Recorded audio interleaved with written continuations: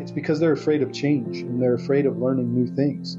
They're afraid of failure. Now, it's ultimately their fear of failure that is going to result in their failure, because they're not willing to learn what the next coolest thing is or educate themselves so they can diversify their product. I think too many times people are afraid because they think that if I change, I'm going to have to always be different.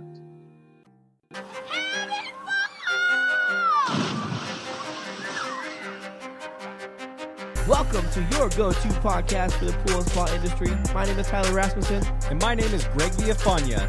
And this is the Pool Chasers Podcast. Hey, what's up, everybody? Thank you so much for joining us today on the Pool Chasers Podcast. Our mission is to help educate and inspire in the form of a podcast. Today, we have a very, very special guest, founder and CEO of Ledge Lounger, Christopher Anderson. Thank you so much for joining us today, Chris. Hey guys, thank y'all for having me. I think what y'all are doing is amazing, and it's a pleasure to be here. Awesome. Thank you so much. And we know you're a really busy guy, so we're just going to jump right into this. Can you explain to us and to our listeners what Ledge Lounger is exactly? Absolutely. Thanks for the question. What Ledge Lounger is today and what it might have been 3 years ago is two different things. So I'd just like to kind of make that parallel. Originally, when the company was founded, we were certainly the Ledge Lounger. We were the in-pool chase, made to go in the pool, in the shallow area, in the tanning ledge. And today, what Ledge Lounger is more or less an outdoor furniture company specializing in all things outdoors, around the pool, the patio, and you're going to continue to see our line diversify for the backyard, front yard, patio furniture, not just for the residential market, but also for the commercial market, hospitality, multifamily. That's our path forward. Is most of your furniture in the, more of the commercial, poolside places? We have a pretty even split when it comes to our wholesale sales or our dealer sales. About 25% goes out to the pool market. Another 25% goes out to, or shall I say 50-50. 50% goes out to the pool industry directly. Another 50% goes out to the commercial industry. And when I say pool industry directly, of course, at times there could be somebody designing and building a commercial pool. We track that as a pool industry sale. But we do a good bit of e-commerce direct as well. People coming straight to our website and buying because they might already have a swimming pool in their backyard and they're not interacting with a pool builder at that point in time. So they will come direct to our website and buy it. So great thing there is either the pool builder is going to sell it and get that opportunity to make some money off of it, or they're going to potentially come to us after the fact and buy it. We like, however, to set up the relationships first with the pool builders and allow them to make money off of our product. Nice. Thank you. Very cool. Well, we can't wait to hear more about the product and kind of, what it takes to build a business to your scale. But we usually like to start a little bit about your early years, how you kind of got into it and become an entrepreneur and, started Ledge. So can you kind of just tell us a little bit more about yourself, starting with like kind of where you grew up? Sure. Let me try not to bore you here. But no, going back, I grew up in a family, a lot of people would say unfortunately, but I might disagree. My parents got divorced when I was 6 years old. I had two older brothers, and my mom had to work really, really hard to support us. So I've kind of been an entrepreneur at heart just because if I wanted allowance for the weekend, I had to go out and find a way to make that. I didn't have mom and dad, handing me cash to go hang out at the movie theater or anything along those lines. So I think that's kind of where, for me, entrepreneurism started is, I would actually one of my top people here, one of my partners in Ledge Lounger, he and I used to drag a wagon around the neighborhood and wash cars for $4, $5 a pop.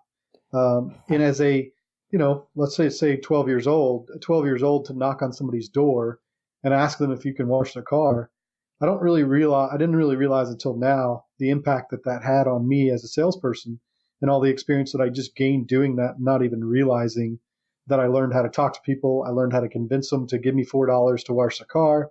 I learned how to assure them that we weren't going to damage the car in the process. And we tend to do it at apartment complexes because we realize that we could go into an apartment complex and hit 100 cars versus going in a neighborhood and then hit a lot less. So when you even look at that and how you apply the marketing approach to more of a mass market. It's really easy to look at that stuff hindsight and say, man, look at all these critical things I learned and I didn't even realize I was learning. But my father, getting back to your question, my father owned a swimming pool company growing up. So yes, having that experience doing these little things to make money on the side, such as washing cars, cleaning up sticks after storms in people's yards, just finding any way to make a buck. But then, of course, once I was old enough and I could help my dad out, I was on a job site digging ditches, plumbing trenches, because my dad had us every other weekend and he might have to go out and work on a Saturday because that's how the pool industry is. And all of a sudden on Saturday, I'm digging ditches and my dad's paying us $10 an hour. But ultimately, he's doing it just to keep us busy because he had to be on the job site during the day. My two older brothers and I, right? So we learned that digging ditches is not fun. Have a lot of respect for the guys that do it after trying to experience it. But really what it did was it turned me off. I did not want to get into the pool industry whatsoever. Why? Because I didn't see the fun side of it. I saw the hard side of it. I saw my dad working on Saturdays when he could have been spending time with us, not on a job site. I saw him doing designs in the evening time and going out and busting his butt during the day, which I think is what 80-90% of the pool industry does. So I said, no, I'm going to go to college. So I ran off to LSU, graduated from LSU in 2005 with a construction management degree just because I liked building. And then ultimately with taking that degree, I didn't have anything to do with it. When I was in college, I got highly involved in the student media. I was the student director of the the school newspaper, television station, radio station. And it happened to be the year that LSU won the national championship. Go Tigers. And, all of a sudden our school got a lot of media attention during that time. And when we did, obviously our school newspaper blew up. So it was the first year the school media had sold $1 million worth of advertising. And I was just happened to be leading it at that time. I'd like to say right place at the right time. But it got a lot of recognition from that. And I ended up going to work for the Dallas Morning News. And that was in the beginning of online media, the beginning of websites and businesses having websites and trying to figure out what platforms online we could sell and come out and make money off of. It was, a lot of the newspapers were struggling. Actually, they weren't struggling yet, but they saw the writing on the wall. They saw that people were starting to shift their budgets to online media versus in newspaper ads, and they saw how we could target people much more direct. So I fell in love with that because I was able to be creative, and I was working key accounts trying to convince them to move their spend over to online versus spending it in the newspaper. To be honest, I kind of got caught up in the Dallas lifestyle. Kind of got in over my head, I guess you could say. Of course, right out of college, it's easy just to go party and forget about all the responsibility that you have. And at that same time, I got a job offer from a guy up in Nebraska. It was a web development company. They had built the publishing platform for all the student newspapers. So that's how I was aware of them and they were aware of me. We used the media platform at LSU. And his whole concept was if I have 50 colleges or 100 colleges that are using my advertising platform, then he could go get an ad from MTV or Procter & Gamble or something like that and place it across all 100 of his media outlets, all 100 of these school newspapers. So he actually got the rights to some of the advertising space, and in return, he provided this platform to the colleges. So going up there, I was director of business development. At the time, he was on the campaign trail, so I was pretty much running the company. I learned a lot about building websites, building platforms, trying to understand what the consumer's looking for before they even knew. So basically what we did, because he sold the platform right when I got there, and then we started a new platform called Motortopia, which eventually went on to sell to Beckett. If y'all remember the old baseball card. Heck yeah. Directory where you'd price your baseball cards, right? They still have that? Yeah, it still exists. I don't know if they still have the Beckett per se, but the company still exists. Okay. And that company actually bought this website we developed over the course of the year while I was up in Nebraska. And virtually what it was is it was a social media platform. And instead of, well, you did have a profile, but you also had a garage. And in each different one of your garages, you would have a different car. So all the classic car collectors out there would put their cars in their garage. And it was a way that other auto enthusiasts could come on the line and read about other people's cars and see pictures and do all these things. So I had a pretty diverse background from a commercial perspective, commercial business perspective. And then I came back to Houston. And when I did, it was a great opportunity for me to just back in 2007. My dad's pool business was just going nuts. He had more business he could handle. And I came in and literally was in the truck with him for 6 months, driving around from job to job, getting to know the business, getting to know the industry. I knew a little bit about it, obviously, because he had been in it basically since the day I was born. But right in about 2008, 2009 is when I really started doing a lot of sales and design work. We were like custom design pools is like number 4 on Pool Studio. We got into them so long ago. And so as soon as I started, I was my dad told me, he said, you're going to use Pool Studio to do this. This is what we use. And immediately I just found the way to utilize Pool Studio to design the entire space, obviously, and not just the pool. And so from my dad having to work hard during the day, to put in a 10-hour day out in the field, to coming home, being tired, and then having to design a project. What I was able to do once I learned the field, I would stay back at the house during the day and I would focus on the designs. So when he got home from work, he didn't have to do the design work anymore. And I could put a lot more time and energy into those designs. So now instead of designing the pool, I would design the landscape. I would design the arbors. I would design the summer kitchens. And then I would task him, of course, to go out and build all this stuff. So that's where a big shift change came in custom design pools was, again, this is where I think a lot of pool builders get stuck is they're afraid to hire a designer. They try and do it all on their own. And what they don't realize is how much more beneficial it can be when they hire a designer, bring them in-house. The business can just blossom because the success of their design work does not tie back to how tired they are that day after they get home from a busy day out in the field. Yeah, and you probably slack on it quite a bit. You know what I mean? Yeah. You have a long day in the field and you have to get back and you have to design a new pool or something like that. And yeah, the product's not going to be as good. Absolutely. It's surely not because you're exhausted, right? And we all know when we're exhausted, we're doing something, we're not going to do it near as great. And the other thing to be said there is if I'm the builder and the designer, in some cases, it might be better for me to design something that's easier to go build.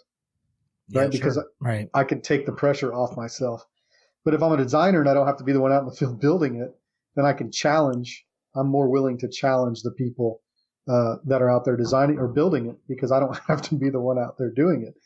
It's a catch-22, but at the same time, it's overall going to benefit the pool company.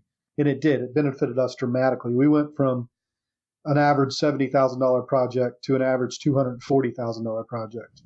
My dad, before I started, was building 11 or 12 projects a year. When I was there, we were building about 4 projects a year at 240 again versus 11 at 70. Wow. So we really, really increased the overall price per job. And we found a lot of good revenue streams with all the upsells, with all the added value stuff, not just the swimming pool. Yeah. So going back just a little bit, Sure. When you were growing up, as a young adult, was there anything, special or unique that really kind of helped shape who you were going to be in the future? Because, you talk about, spending, the weekends with your dad and different things like that. Was there a time digging ditches or going through some other things that just kind of made you work a little bit harder or just got into a different mindset? Because it sounds like you had a little bit more of an entrepreneur spirit, with, dragging the wagon here and there. And, you didn't know what you were doing at the time, but you were really kind of being an entrepreneur. Was there other things that, really helped shape the person you are today?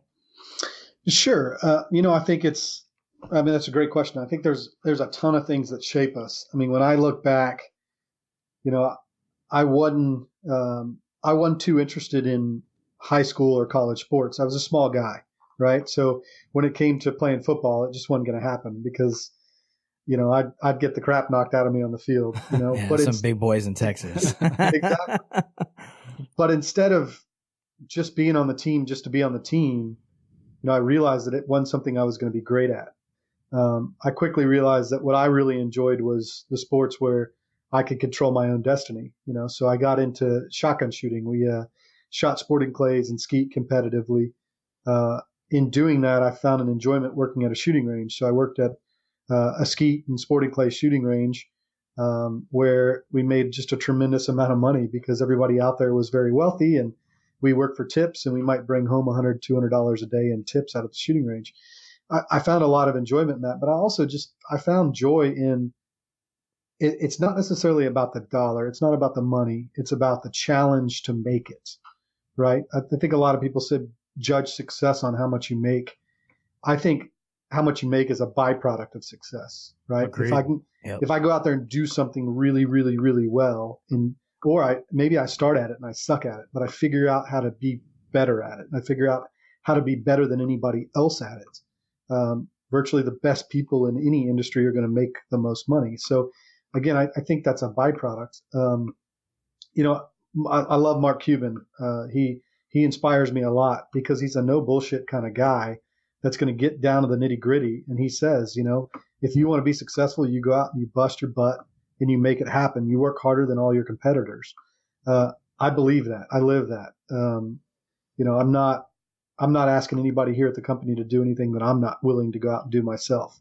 I want to understand their job. While I want to make sure I get the right people on the bus in the right seat that are great at their job, but I want to understand what they're doing. I want to let them do a great job at it, but I want to have a good understanding. So, to get back to your question, what stands out? I think it was just a diversity of involvement.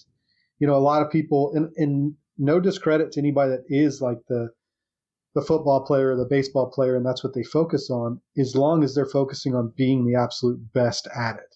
Now, some of those things are just innate. Some of those things are just natural. And, you can either pitch a ball 99 miles per hour or you can't. I mean, you can't. Yes, you can make yourself stronger, and yes, you can go to the gym, but there's going to be a pinnacle. There's going to be something you reach when you just really can't do much better. So how much natural ability do you have?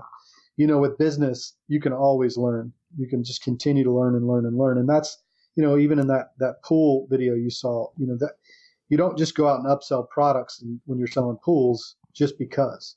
You have to be willing to go out and learn about other types of products in order to be able to sell them, because you got to have the confidence in selling them.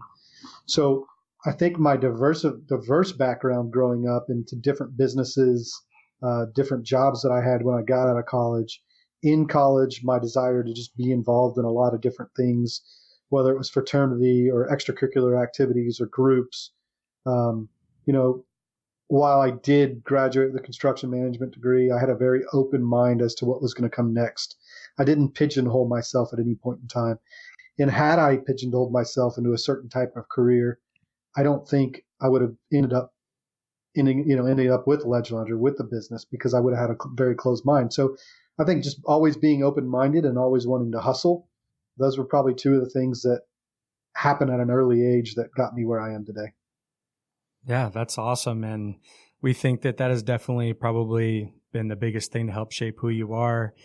This is a little bit personal. You don't have to answer it if you don't want to, but do you think seeing your parents get divorced at an early age kind of made you want to strive to maybe, have something better in the future and have a family one day where you just kind of stayed together? Because I know me personally, my parents went through a lot when I was really young, and that has been my prime focus since I was very young, was to make my own money and have a family and stay with my family and never break us apart, Yep. That's a great question. I appreciate you asking that. It's, there's things happen over generations that are out of our control. And I think being able to open up your eyes and see what's happened in the past and realize that it's happened and know that you're going to attempt to change the future, that's critical. Identifying that and seeing that. Certainly my parents' divorce had a major impact on my life. A lot of people would say, man, that sucks that my parents got divorced, and man, I wish my parents were together so I could go to one house come Christmas Day and not have to go drive to this house and drive to that house. But when we look at the things we overcome in life and how they made us who we are today, I think that's a really big reason why I'm at where I'm at. I would have not had to been nearly as independent as I was had my parents stayed together, which I have no doubt that I wouldn't be where I am at today. Now, in the same life, where would I end up if my parents were together? Who knows? I don't want to say that I know the answer to that, but without a doubt, I think things that happen. But it's also, like you just said, it's the way we look at them. Am I going to see this as a positive and focus on the positive that's going to come out from this, or am I going to see it as a negative? But that's every single day in business. That's not just as a youth growing up and parents getting divorced. It's every single day dealing with the challenges, overcoming them, learning from them, and becoming a better person because of them. Definitely. And I think we all come, from different walks of life.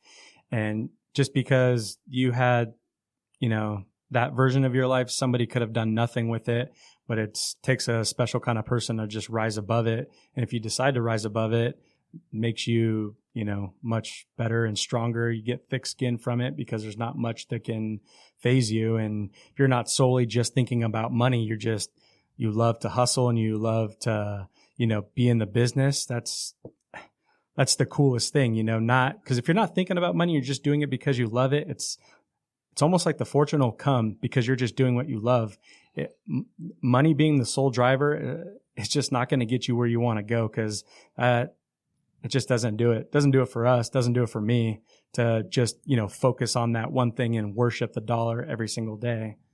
Absolutely. And in fact, it could potentially hurt you if that's your focus, because if you're only focused on the dollar and you're not willing to admit when you're wrong to a client because there might be a financial impact to that, then that referral that you could have had if you would have done the right thing can hurt your business a whole hell of a lot more than just doing the right thing that one point in time, losing a little bit of money and moving on. And with the pools, there's a lot of liability when you're out there building them. Even with this business, there's a lot of liability in every decision I make. In making sure you're doing the right thing is going to have a much more long-term success than again, just not doing the right thing, even at the expense of what it would take to correct it. Sure. Yeah. Did you grow up with a pool growing up? Did you guys have one? One of my earliest memories is my dad digging a hole in the ground and putting a spa in the ground. It was a fiberglass spa way back then but unfortunately, no, I didn't grow up with a pool. Other than that was because, once my parents got divorced, we pretty much lived in apartments. And my mom simply did not have the income. Obviously, you're not going to build a pool in your backyard in an apartment complex, but no, I can't say that I did. However, I was able to build a pool personally for myself after 3 or 4 years selling pools for my father. Obviously, he was able to build it for me at a discounted price and utilize the resources we had to get it done. And so I'd say about 7 years ago was the first time I was ever a pool owner. And it was a great experience because it really helped me be able to sell the product better, sell swimming pools better after experiencing them at a deeper level for myself. So nice. Got to know this. Do you take care of your own pool, or did you have a pool guy when you had it built? Man, that's a great question. I did not take care of my own pool. And there's a few reasons why. One, you could certainly say that I'm going against my own word when I say that I should have taken the time to learn more about chemicals, how to maintain a swimming pool. But, my focus was always how to build the pools. And I felt like the more I was focused on maintaining my swimming pool in my backyard, the less time and commitment I could give to designing the next pool or focusing on the next project. And honestly, I know where my skills are, and my skills are not in the every week task of, doing something every week that I don't look forward to do.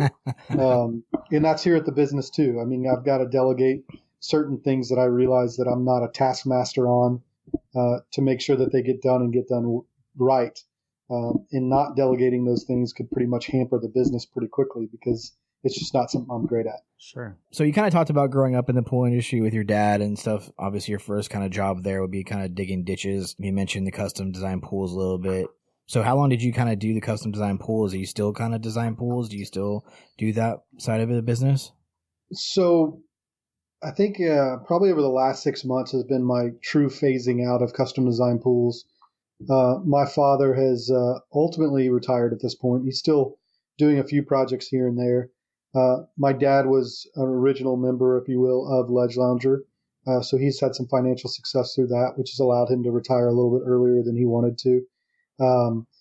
And he still loves the industry. He still loves getting out there. He's a hands-on kind of guy. But he's also getting a little bit older, and he wants to spend some time with his grandkids and his wife, and just not have things that he has to do every day, and kind of just enjoy life a little bit, which I have a lot of respect for. I still ask him to come around Ledge Lounger office and participate as much as he can. For myself, I can't say that I'll never take on another design here or there. We certainly get phone calls asking for designs every now and again. We get phone calls asking if we can build their pool. Right now, I'm passing those leads on to a few other builders in the area that I know and I like really well. But it's critical for me to keep up to date on it. I still utilize Pool Studio quite a bit because we offer a service for our clients where if they have a commercial property, even a residential property, and they want us to put Ledge Lounger furniture in it, we'll create a 3D rendering and show them what it's going to be. So, and I still have a lot of, I help out with APSP every now and again here locally in the marketplace. I still teach at some of the pool shows and different things. So I still have a big passion for the pool industry, and I don't see myself getting out of it, even from a builder perspective. I want to stay up to date on what's going on and what the industry trends are and that sort of thing. Nice. So do you remember the day that you had the idea and vision for Ledge Lounger? Because I'm kind of an idea person myself, and some days you just get so excited, like, oh man, this is a game changer. I have this really cool idea. And do you remember the day that you had the idea for even the first piece of furniture you were going to build? I do, actually. So I designed a project for a gentleman here in Houston, and it was a very, very, very large project. I think the total price tag on the project was a little over $1 million. The pool was around $425,000, if I can recall right. And the landscape was a majority of the rest of the million. I mean, front yard, backyard. It was a 10-acre property, a lot of space, a lot of stuff. I mean, I think the project had $200,000 in palm trees. It was crazy. It was an awesome project. Great customer.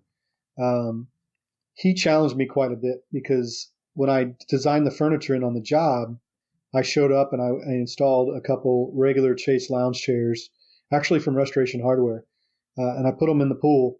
And the homeowner challenged me. He said, "Look, Chris, how's the water going to damage those chairs?" I said, "Well, you're right. It's probably going to damage those chairs, but there are alternatives." And he challenged me. He said, "Well, why don't you find one for me?" And this is one of those guys that has so much money, he's going to end up getting whatever he wants. It's just going to be a matter of who he's going to challenge or task to go out and do it. Well, I had seen something kind of similar at a few resorts I'd been to. They weren't necessarily used in the pool. A few times they were. And so one of the resorts I saw them in was a resort at Las Vegas. And I called the resort over and over and over trying to find out who provided that product because I wanted to be able to purchase that for my client. And literally after 45 days of calling that resort every single day, and I figured if I call them every day, eventually they're going to take my call and eventually they're going to give me an answer. They finally told me who supplied the product. So I did some research on the company. I called them up, and it turned out that the lady selling it was selling it for $3,400 for one chase. Wow. And, I thought, well, maybe this one client could afford that, but 99% of my other clients, there's no way they will ever be able to afford anything like it. So I took that and I said, I'm going to try and talk to this woman and see if she's interested in developing something that is not so expensive. She had no interest whatsoever, none. She actually turned me down 4 or 5 times after I talked to her about the opportunity and the fact that I was highly involved in the pool industry and I could make something work. And I'd never manufactured anything in my life before, so I didn't know what to do or how to do it. But I think that's where the idea really stuck, is in getting turned down so many times, it was, wow, this must be something that's really hard to create and develop because nobody else has. And how would I go about doing this? And so literally, it took me about 2.5 years of just researching a lot of different manufacturing facilities and different manufacturing techniques and trying to find the right way. Because again, the product that I'm talking about or I'm referring to, it was not made to go inside the swimming pool. So we had to figure out something that could go in the pool and work. So I think that for us was the challenge in identifying the right materials to make it out of, what was going to last in the pool, in the water, and what was going to be durable and still somewhat comfortable. Those were all major challenges that we faced in developing it. But yeah, I think the original idea, I remember when it was, and it was fulfilling a need for a client that wanted the right product for the right environment. That's really cool. And it's cool that you took into account that you needed to make something that would be a little bit cheaper, because this is the case. This guy might need it, but he's definitely got a much bigger budget than 99% of people that are going to have a pool built, or even, the backyard landscape, because even that project on a, regular residential home is still, very expensive. So it was really cool to take that into account. Do you have any idea why the other lady's chair was so expensive? Would you say it was like $3,600? Yeah, it was $3,600. They, still sell them today. You see them in some like Architectural Digest type environments, but they're certainly in the $5+ million homes. They're typically indoors. They're not really used outside. Occasionally you'll see them used outside. But I think the big thing, and to your point, is you've got to be reasonable to yourself, right? You've already said it in this podcast, is we sell a $659 Chase, which still can be seen as high. But you look at any Chase lounger that's made to go on a patio, and they're $1,200 or $1,400. If you go to Restoration Hardware, Pottery Barn, Front Gate, anything like that, anything that's going to last more than a year is certainly going to be, a little bit more money, up to $1,000, $1,200. So I think being in tune to my clients and what they could afford, but also being in tune to the fact that it not only is something to lay in and sit in and be comfortable in, but it's also something that can allow you to use your pool more, because a lot of the times we don't really want to get in our pool and go swim laps. We want to just relax. But also, understanding the marketplace, understanding that what price point can we take? I was, at first I was concerned bringing this thing to market at $659. The fact of the matter is it takes us almost 2 hours to make one product. Wow. So, wow. A lot of people think, well, man, you probably just stamp these out and print these out and you can just go on and sell these things and you're making a killing. Well, that's not necessarily the reality of it. We have to have a retail price that allows a pool builder to make money, that allows a distributor to make money. We can still make enough money to operate our business and carry our overhead and our costs.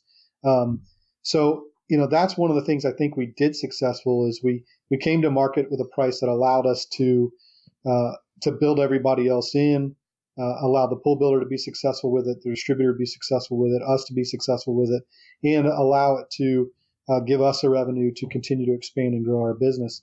But getting back to the question ultimately of, yes, we had to be very aware of what percentage of pools are built are $100,000 pools.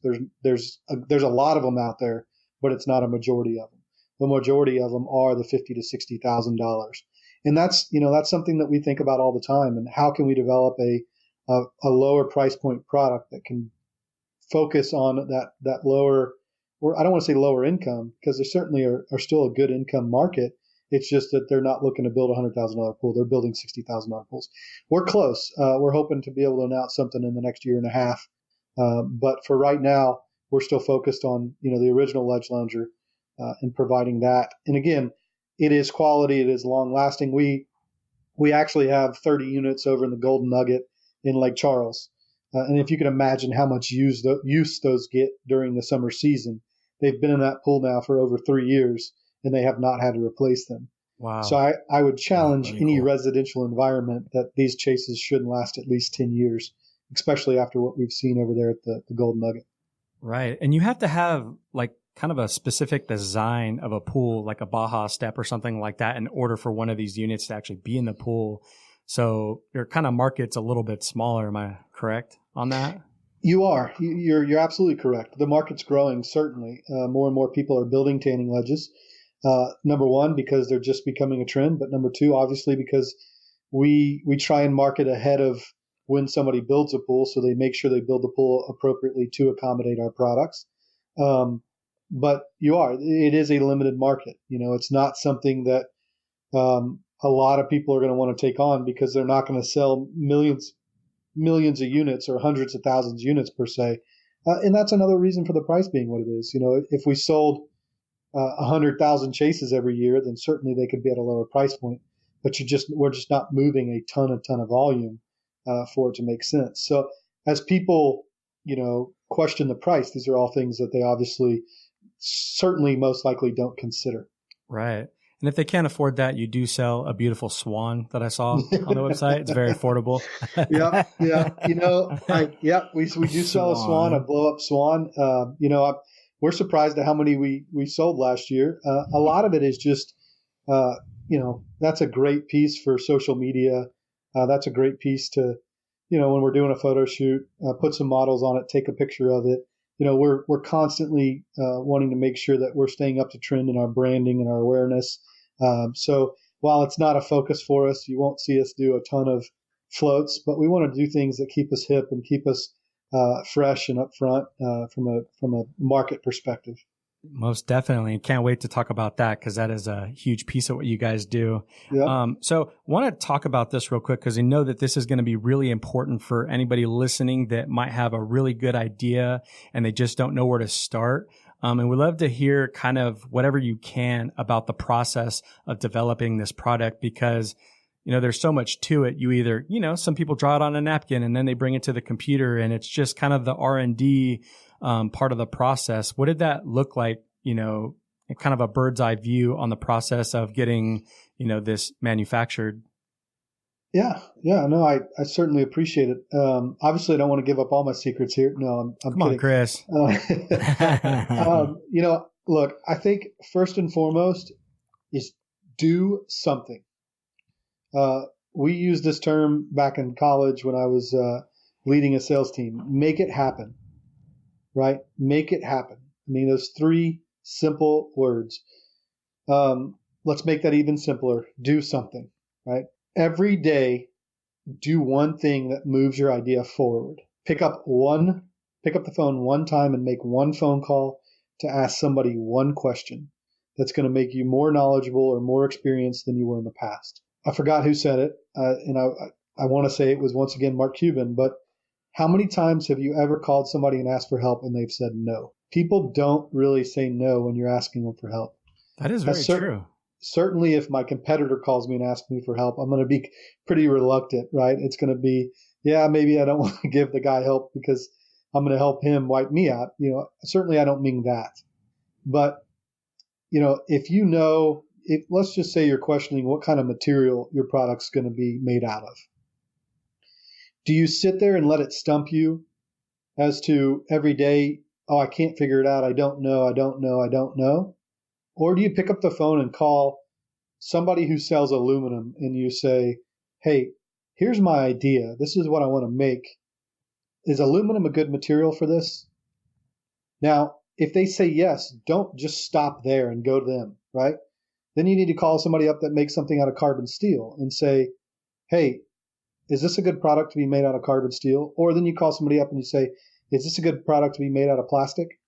Call 4 or 5 people that make 4 or 5 different types of materials and ask that question 4 or 5 times and get your answers back.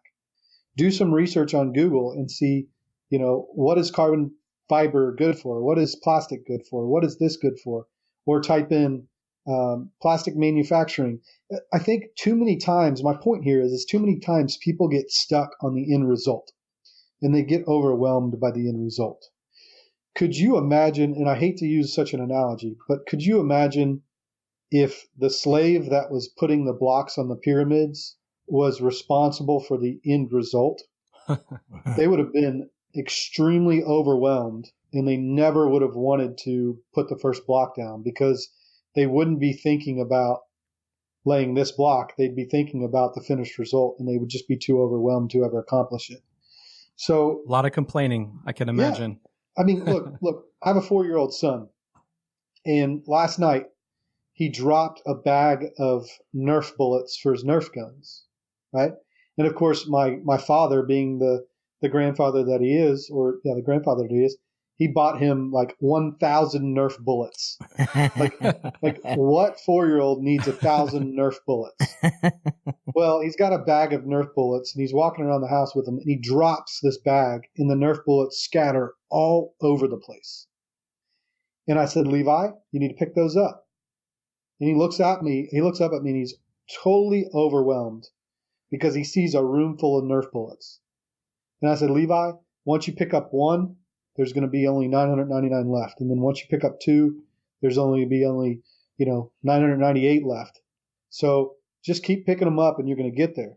Because he's never experienced that kind of thing before, he was so overwhelmed by it. But once he finished that task and he got them all picked up, then the next task that he's going to have like that, he's going to realize, well, it's not such a big deal, right? Until 10,000 fall. And then he's going to, man, that's overwhelming, but let me get it done. Well, each task that you do sets your stage for the next task can be bigger and bigger and bigger and better and harder, and you're willing to accomplish it. So I know I kind of ran off on a tangent there, but my point ultimately comes down to don't be overwhelmed by the end result. Focus on today's task. Focus on one thing you need to do to move your idea forward versus the end idea. And if you do that, eventually one day you're going to pick up your head and you're going to realize, man, I'm about to launch this product. And then one day you're going to pick up your head and you're going to go, wow, I never would have imagined that I would have sold so many of these things. Because look, if I knew what I knew now back then, certainly I could have done it differently. But I also could look back and say, man, I would be so overwhelmed with the amount of work that's had to go into this. It's just amazing because if you think it's going to be hard, it's not. It's going to be really freaking hard, right? It's always going to be harder than what you think, or else everybody would be doing it. You know, if it was easy, everybody would own a business, and everybody, if it was easy to be successful, everybody would be doing it. And that's why not everybody's doing it. So don't get stuck on the end result. Focus on today's task. Now, that doesn't mean don't strategize. That doesn't mean don't look to the future and imagine what it could be, because that's where you get your inspiration from, right? That's where you get your excitement to keep driving forward. So you got to stay in tune to that, but don't let that slow you down. Nice. Thank you. Thank you very much, Chris. Yeah. So I'm just curious, even when you had the idea and you're like, you know what, I think I can make a business out of this. Did you structure it out? I mean, did you have some type of game plan? Did you have a business plan where like, you know what, I'm going to hit up these people. I'm going to do this. And cause you said it took about 2.5 years or so. Yep. Did you kind of, nothing is perfect and you don't know where this is all going, but you still had another job at the time, I'm assuming, and having to, afford, the R&D and all the different things that you did.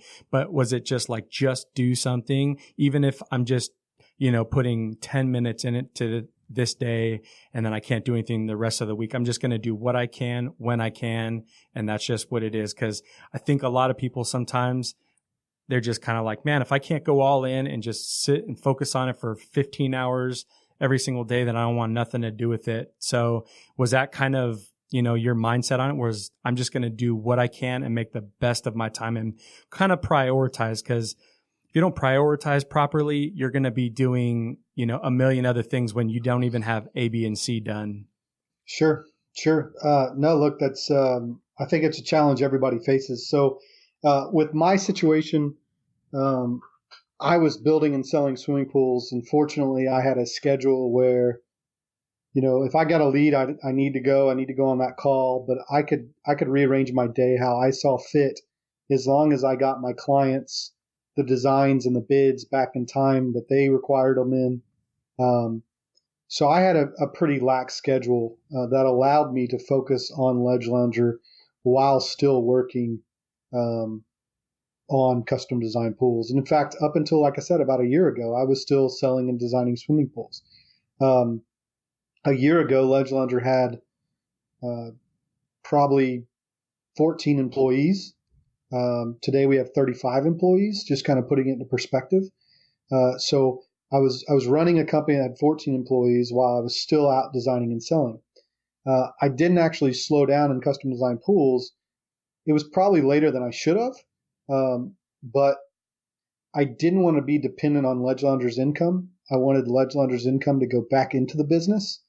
So instead of working, 60 hours a week on Ledge Lounger, I worked 75 hours a week, and I put 15 hours into custom design pools. Look, to beat the other guy, to invent a business, to start a business, you're going to have to be willing to work harder than the other people. If you think that you're going to maintain your current job at 40 hours and sometime in that 40 hours going to also go start a business, then once again, everybody would be starting businesses. Right. Right. It's the people that are willing to put in the extra time, the extra effort, out hustle everybody around them that are going to have a fair chance. And even then, they're only going to have a 10% chance or a 2% chance at being successful starting their own business, because hustle is only one fraction of the recipe for successfully starting your business. But it is a critical one. So for me, no, I didn't stop selling pools. Now, you got to ask yourself what kind of job you had. Had I had an 8 to 5 job working for somebody else, it certainly would have been a lot harder to start Ledge Lounger. Because then, at 5 o'clock, businesses are closed. I can't pick up the phone and go get advice from manufacturers and marketing companies and all this other stuff, right? I'd have to do it after hours, which presents a problem. But if you have an idea and you want to start a business, the first thing I say is position yourself in your current job so that you can do so. So I'm not saying quit your job and go start your business, because I think that's a mistake. Unless you've got an idea that has a crazy amount of intellectual property that you can go out and raise with angel investors, $1 million to help kick your business off. But those ideas are few and far between. I mean, it's harder and harder today. It's harder and harder every day to come up with a unique idea like that. That's going to have solid IP, intellectual property that people are going to invest in before it's making any money. Mm-hmm. So what I would say is position yourself in the best possible job to be able to work on a future project. But again, that's going to require hustle. Why? Because any jobs that you're not being accounted for from 8 to 5 are going to probably be something more like a sales job, right? So which is never easy. The pressure on salespeople is always high. So I can go do an 8 to 5 job and not have time to start something, or I can go do a job where I don't have an 8 to 5 schedule. Again, now my income is more tied to what it is I do every day, how hard I work every day. And then I can utilize that daytime to go out and hustle and potentially start my own business. So look at the job you're currently in and think about, is there a better job I can do which would allow me a little bit more freedom and flexibility to go out and start my business that I want to start? That's my advice for anybody that's currently in a job and they want to start a job and they just don't know how to take the first step. First step is evaluate your current situation. Right. Thanks, Chris. So I personally really want to know, just because I've sat in your guys' chairs before and they're just so freaking comfortable, how much time did you spend just kind of on the ergonomics of the chair? Because you can tell when you sit in it. I don't know if that was something that just progressed with time. And us making these questions, I started thinking about that and I'm like, man, it'd be really difficult to kind of make a piece and just like constantly, it's like some people might not ever be able to get a product out because they're like, it's not quite there. We need to shave a little bit off this. You know what I mean? Like somebody making a surfboard or something. So yeah. How important was that piece in this whole puzzle? Yeah. So it's something we talk about on a regular basis around the office, especially with my product development staff or team. When is something shippable? When is it good enough to ship? By the time it's good enough to ship, it's too late. And what I mean by that is if you sit back and you just perfect and you never release, then you could pretty much never finish a product or never take a product to market. I mean, could you imagine the iPhone? Like, when is it good enough to ship? Yeah, I mean, right. If you had this mentality that had to be absolutely perfect before you shipped it, you would never ship it because technology is changing every day, and you would never bring a product to market. So first point is you have to, at some point in time, you have to say, hey, this is version 1, and I'm comfortable letting this go to market. For us in the beginning, we did some basic research on ergonomics, the average size individual, because to you, the chase might be extremely comfortable. But look, I'm not afraid to say it live on a podcast that to some people, it's not comfortable at all. Well, certainly we have to develop and design the chase to fit the average individual, the average person out there. So we had to say, what's our range? Is it going to be a person that's 5'8" to 6 foot, or is it going to be a person that's 5'4" to 5'8"? Well, there is information and stats and data and ergonomics. You can simply do an online survey, or an online search and find that information. So we took that in consideration. We also, made some quick prototype type things and laid them. But what was more important was the way that you interact with the water, making sure that it was going to be low enough to the ground where you're actually, when you're in the water, you're not just, you're actually laying in the water. You have water on your butt, on your body. Some of those things were a little bit more important. I don't picture a ledge lounger as something anybody's going to go lay in for 2 hours, right? I'm going to lay in it for 30 minutes. I'm going to go out and swim in the pool. I'm going to come back. I'm going to lay in it for 10, 15 minutes. I'm going to get up. I'm going to do that. I'm going to do this. The fact of the matter is it doesn't have a cushion on it, right? And any kind of cushion that's soft is going to grow algae in the water, because anything for it to be soft, it has to be open cell. And if it's open cell, then water and mildew is going to build up in it. So, we had to accept the reality of this is going to be a hard plastic that's in the pool. So it was really important for it to have a contour that related to the average body style and type. We also had to sacrifice, because we did have some people sit in our original prototypes and say, hey, this doesn't fit me well. Well, I'm sorry that it doesn't fit you well, but we have to hit the average market here, because there's only so many people outside of the average. And the more and more you go outside of the average, the less people it's going to be comfortable for. So, we did do our ergonomic research. We actually are every day trying to figure out, or not trying to figure out, but are figuring out how to make it more comfortable, how to make it better. And we're excited for the time that's going to come when we can release version 2 and see how much more it's more comfortable for people of multiple different shapes and sizes. Very exciting stuff, Chris. Thank you. Yeah, super cool. I'm just curious, do you have the original drawings still, or how did you draw? What did you draw them on? Do you have those? I did. I do. I drew it in Pool Studio, actually. Oh. Was the very first program that I drew it in. Pool Studio, at the time, I needed to take it from Pool Studio into AutoCAD. So I worked with some of my manufacturers, and we brought it into AutoCAD at the time. I actually still have the original prototype. It's made out of metal tubing with a sheet metal on top of it. And then we went to a rhino lining facility because we actually thought that's how we were going to produce it. We went to a rhino lining facility that rhino lined the back of trucks, and we had them spray the whole thing. And again, that goes back to that whole thing. Like, do one thing first. I didn't know how to do it, but I knew what I could do. And so I did that, and then that led me to the next thing, which led me to the next thing. And then I felt confident that I had a product I could take to market. That's really cool. What do you think in that whole process was probably, I hate to say the word failure, but something that it was probably one of the biggest things that you learned from in that whole just kind of R&D process? Failure is I'm glad you said that, because it brings up a good point. But why do we frown so much upon the word failure? Why is everybody so afraid of failing? Because a lot of times they're afraid the way other people are going to see them. Yep, 100%. There are no successful entrepreneurs out there that haven't failed. It's just that you didn't get to see them fail. Right. They weren't as popular as they are today, and it made them who they are. In fact, anybody that has a hard time with failure, watch the Elon Musk video where everybody is telling him how what he's trying to do is never going to be accomplished.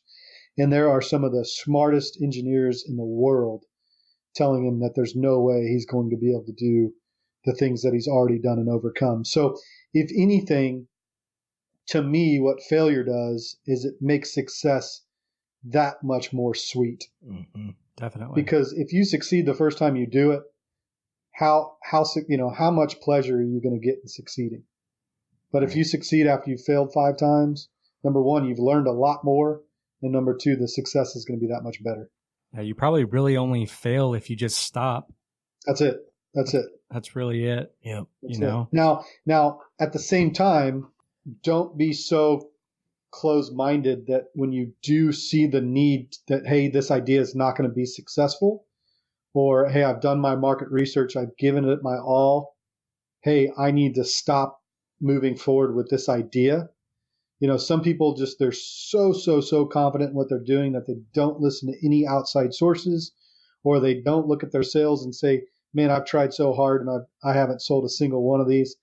It's not that you failed on that one. It's just time to take what you've learned and move on to your next idea. Right. Don't get so caught up in making something a success that might never be a success. Yeah, you have your blinders on, and I see that quite a bit. And what I notice is they get so stuck on their product because they want to see it come to life and it's something that they could use, but they haven't done the market research and they don't understand that there's not really a big calling for it.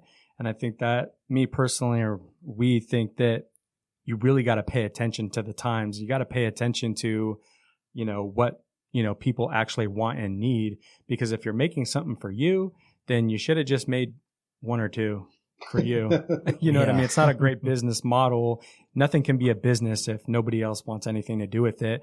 And we're so lucky to have the internet. And, you could hop on your phone right now and Google just about anything. I mean, for the last, 5-10 years, that's what we've been able to do. Oh, you got a question? You can get corrected by, somebody that's not very smart by, oh, no, I just looked that up. That's wrong. It was actually 1897 or, whatever. Yeah. And case studies are so easy now. I mean, you put up a little survey on Facebook, or, you message 100 of your friends on Facebook and you ask them what they think or what their thoughts are. Now, it's important to filter through their answers and don't just take it all so literal, but you got to be innovative, and you got to think about how their answers can modify your concept or your idea. I mean, there's plenty of people that started businesses with one product thinking they were going to be really successful, and that led them to develop something totally different. And that product is 90% of what their business is today. Right. So it's all about keeping an open mind. And like you said, just don't put your blinders on. Be very open. Be very open to what people are telling you, and don't just listen to them. Watch them, right? Go out and watch people interact with your product. That typically will tell you more than if you ask somebody. Usually when we ask questions, so we were talking about this today, right? So we're pushing a lot of patio furniture now. We've developed it in-house, manufacturing it in-house, and we're selling it. Well, we want to do some market research because we want to understand when people buy patio furniture. So one thing we want to know is, are people willing to buy patio furniture online versus going to a store and sitting in it and laying in it and touching it and feeling it?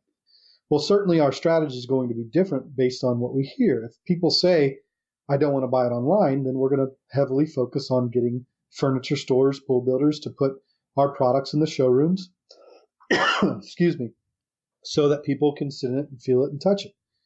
Whereas, and if people say, hey, I'm willing to buy it online, then we might focus a little bit more towards online advertising, that sort of thing. So what's critical here is the way we ask the question. I don't want to say to a consumer, are you afraid to buy patio furniture online because you can't touch and feel it? Their natural answer to that's going to be, yes, I am afraid, right? But if you simply say, would you buy patio furniture online? That's so much of a better question, because you're not alluding to the fact that now you won't be able to touch and feel it and sit in it. Right. So you gotta think about the way your questions are asked when you are doing surveys, that you're not guiding somebody to an answer. Whereas when you watch somebody with your product, you're not guiding them to an answer. When you go out and you ask closed-ended questions. So if I'm at a resort and I'm watching the way people are interacting with our chase, one thing we learned quickly is you can't turn over and lay on your stomach on our chase. Because if you do, you might drown yourself, right? Have you seen people actually trying to do that? We have. We quickly learned that they turn around and their legs go where their head was, and their head goes where the bottom of your knees are. And so in our marketing, we need to make sure that we apply some of those images to our marketing, because just watching them in it. Whereas if we would have asked that question, nobody would have ever told us that. How many prototypes did you end up doing before you got your one that was ready to go to market? So I would say that we probably were on prototype 3. So not too many. But look, a chair is a chair is a chair. A chase is a chase. I mean, the human body has been similar to the same for the last 40 years. Certainly, people have bigger butts or smaller butts or skinnier or bigger or whatever it might be. But the data is just there, So if you're doing the right research and asking yourself the right questions, you shouldn't have to make 100 of them. Just as we're making patio furniture, right? There's a reason why tables are the same height they are all the time. Now, that doesn't mean you don't question the height of the table, but you certainly do your research and you look at what is the average height of a table in the marketplace, because you don't want to develop a Chase lounge chair that's 8 foot long when it only needs to be 6 foot long, because humans aren't 8 feet unless you're Yao Ming or something like that. Man, that just aged me. Yao Ming, yeah, that's Yao rock. Ming. That's rockets awesome. from 1996. That is awesome. Awesome. Well, I have, just want to get one question out and then we'll move on from this topic. But I mean, is there just like one story you can share with us? Cause they're so valuable of something that happened, especially manufacturer, some kind of product, has had some type of hardships where funds dry up or, there's something wrong with the vehicles where they can't transport material anymore, or, their partner decides to go another way. Is there kind of like a story you can share with us of something that happened and you just kind of pushed through it and just, made the best of the situation? Yeah. One thing that sticks out is in our early days, we were growing faster than we could possibly keep up with. I mean, we just couldn't hire people fast enough. We couldn't create our product fast enough. So our lead time started increasing. And as our lead time started increasing, we had to figure out how we were going to produce product fast enough. One is you certainly have to diversify the locations that are making your product, the facilities, because if you have all your eggs in one basket and something happens to that basket, then you're going to suffer your whole business. So one thing I wanted to do was go out and make some more molds so we can produce some more products. And just from my lack of experience, we hadn't really made a whole lot of molds, especially this type of mold. And these molds are, $40,000 to $80,000 a piece. And I made 2 of them off of some of our very original drawings. And unfortunately, it didn't match my existing product that was in the marketplace. And I had a decision. I could either continue making products on those molds, but then I'd have the possibility of having different products in the market, or a consumer getting 2 different products that look slightly different. Some people might have never even noticed the difference. Or I could scrap those, which was an $80,000 expense at a very early stage in our business, to make sure that our quality and just our, the products matching and our message to the consumer. So virtually we had to extend our lead times, wait until we sold a lot more products so that we could capture more revenue, so that we then had enough money to go and buy or go and build those molds again, but do them right the first time around. Those molds still sit in the back of my warehouse. I see them every day. It was a really, really expensive $80,000 education, but learning from that, now I have a very watchful eye over any time that we're going to go out and make a mold, making sure that we're doing our due diligence and we're taking it serious before that big spend. But I also have some ideas of how we can use those molds in the future, and that's a little bit of our strategy. So it's when those trials and when those situations come up, you got to keep an open mind, and I like to say you got to work your angles, right? At that point in time, by the time we got it all done, it was late in the season, and we had some time before. We weren't able to shorten our lead times that year, but we were certainly able to do it going into the next year. That it's a good example of just everybody's going to make mistakes. Some of them are going to be real expensive. It's just a matter of reacting to those mistakes and learning from them and making sure you don't make the same mistakes over and over. I don't know if it's a great answer for really what your question was. No, it was really good. Yeah, that was really good. Sometimes losing valuable members of your staff is probably one where you just wonder, man, how are we going to get through this? This person knows our business in and out. But what you realize is, again, the person that you hired back then compared to the person you need now you can go back to the job opening and you can list all the things that you didn't realize you need to list before, and make sure you hire somebody this time around with more experience, better experience, and probably you can afford somebody that's, pay somebody a little bit more today than I could 2 years ago that can help drive our business forward. So I don't think there's anything that could happen to us that we wouldn't learn from and figure out a better way to move forward. For sure.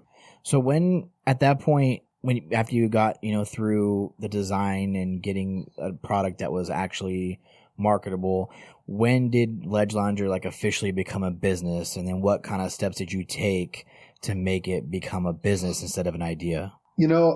When does it become a business? I mean, it becomes a business when you register it with whatever that's true. Tax authority, I guess, in the terms of what is the definition of a business. It becomes a business when in your mind you want to call it a business. What I mean by that is, the first year Ledge Lounger made $368,000 in revenue. Actually, the first year Ledge Lounger made $30,000 in revenue. Now, of course, we didn't make any money because our expenses were more than $30,000. The second year we made $368,000 in revenue. We grew and we grew and we grew and we doubled and we doubled and we doubled. And every time I was impressed with where we were going, but I still wasn't satisfied. Still not satisfied today because I look at the opportunity and it is so great. So big business, small business, medium business, all these terms in the industry, right? What's more important, I guess, than anything else is, are you doing what it is you've set out to achieve to do? Because nonprofit organizations are business. They don't necessarily make money, but they serve a purpose. So really, how do we define a business? And how do we define it being a successful business? Well, we accomplished what it was our goal to do. We are evaluating our mission and our goal every year because as we grow, we're serving more and more clients. And ultimately, we want to make sure we're providing products to the clients, that we're providing services and products to clients that they need, that our clients need. Now, as our client base it continues to expand, then our services need to continue to expand. But you obviously got to stay hyper-focused. So I'm kind of getting away from your answer here, but the business is a business as soon as you want to decide it's a business. And the sooner you decide it's a business, the more successful you're going to be. The sooner you treat your employees like people that are going to help you grow your business and be successful with your business, the sooner you're going to be successful. So, a business to me is a business the first day that you take one step forward to making it generate revenue or making it generate the result of which that you set out to create. I don't think it's fair to say that you have to sell any certain number to be successful or to call yourself a business. Sure. I mean, let's face it. When I was pulling wagons around the neighborhood, washing cars, I had a business. Right. Yep. Did I have a business card and did I have a title? And at the time, was I registered with the state or the city? No, I wasn't. Right. But at 11, 12 years old, I had a business because I was providing a service to a client that needed my service, and that's ultimately what made it a business. Nice. While we're on the topic of business, do you remember that first time we found Jobber? Oh, heck yeah. Dude, that was an amazing day. I'll tell you right now, because we had those giant freaking decals that we had made up for the brothers' window. Mm-hmm. And I think we made an attempt at putting those stickers on the windows, did we? Yeah. Yeah, so that did not go over well. Went on Yelp and we looked up somebody to put the decals on. And sure enough, we found somebody, hit them up, and they're like, well, what's your email? So shot them over the email. We gave them the dimensions. They sent over a quote. Boom. Boom. What do we do next? Pay the deposit. Pay the deposit, because that's the kind of customer that we are. We pay deposits. So anyway, pay the deposit. We're blown away on how professional this thing looks because the social icons are at the bottom and top. They got their pretty little logo up top, and we just like that kind of stuff. So we ended up working with them. They came over, did the work, super professional. After that, what did we do? Pay the invoice. Paid the invoice. That's how we roll. So we paid the invoice and bada bing, bada boom. Complete. Scroll down, see Jobber. The rest is history. We start using Jobber. If you want to try Jobber out, you can go to getjobber.com/poolchasers. That's getjobber.com/poolchasers. You can get 20% off your first 6 months and a 14-day trial. So take advantage of that while you can. Try it out. We promise you guys won't be disappointed. Was your dad your first employee? Or employer or employee? Employee. Oh, yeah. The first one at Ledge? I guess that's an interesting way to look at it. I wouldn't necessarily say that. He certainly was a partner, but he never per se worked for Ledge Lounger. My first employee was a college intern that helped me get our product on social media, right? I mean, one of the very first things you do after you develop your product is you have to create a demand for your product. Don't assume that the demand is just going to be there, right? So fortunately, I was able to put some chases on pools that I built, take pictures of them. And then because I was still building and selling pools, I would utilize some of my money that I made off of selling and building pools and pay this individual to go post it on social media website, on mostly Facebook then, right? I mean, that's the beauty of it is in the olden days, if you want to start a business, you got to have a good amount of money to get in front of anybody with any kind of advertising. In today's world, you can spend $20 on a Facebook ad and all of a sudden have your business or your idea in front of, 1,000 people. Yeah, it's pretty powerful. So what kind of products are available today? Which ones are the most popular? You guys kind of have anything brewing for 2019? Yeah, absolutely. So when it comes to most popular today, it's obviously still our in-water chase.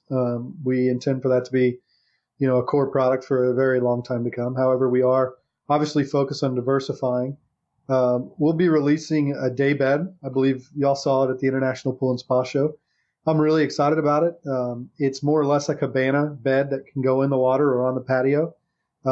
Imagine a big bed with walls around 3 different sides with a shade up on top, so you can move the shade up and down. You can get yourself some blockage from the sun or some relief from the sun if you need to. I feel like that's a big thing for the residential pool market is shade. Mm-hmm. Traditionally we've done it with umbrellas. That's fine, but what's the next thing? Can we stop putting big trees around pools now? I seriously, that is like the biggest thing. Yeah. Like, I want these trees because I like the shade. I'm like, no, it makes your life so much harder than that. You saw the picture this summer. I put a 10 by 10 canopy in my pool. Oh yeah, because there's literally no shade. And if you know anything about Arizona, it gets like 110, 115 degrees out here.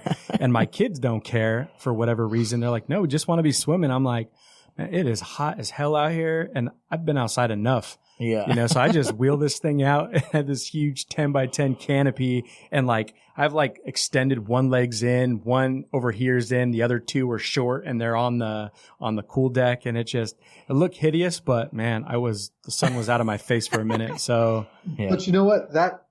Everything we've just talked about, I mean, that's how it starts, right? Is there was some pain. Like you felt pain because you had a need for something and it was causing you stress, if you will, because you couldn't go relax in your swimming pool and not get burnt, yeah. Not get the worst suntan in the world. So you figured out, hey, I can build this. So the next step of that is trying to figure out how to do it efficiently and effectively so that it's easy for a homeowner. Yeah. And if you can master that, and then you can figure out how to take it to market it, and sell it, I feel like Ledge Lounger, we've now gained the experience on how to do that. And now it's a matter of time of finding other products that are causing pain points for our customers and being able to deliver them to market the same way we delivered the Ledge Lounger to market. Now, fortunately, we already have an established brand. We already have an established consumer base.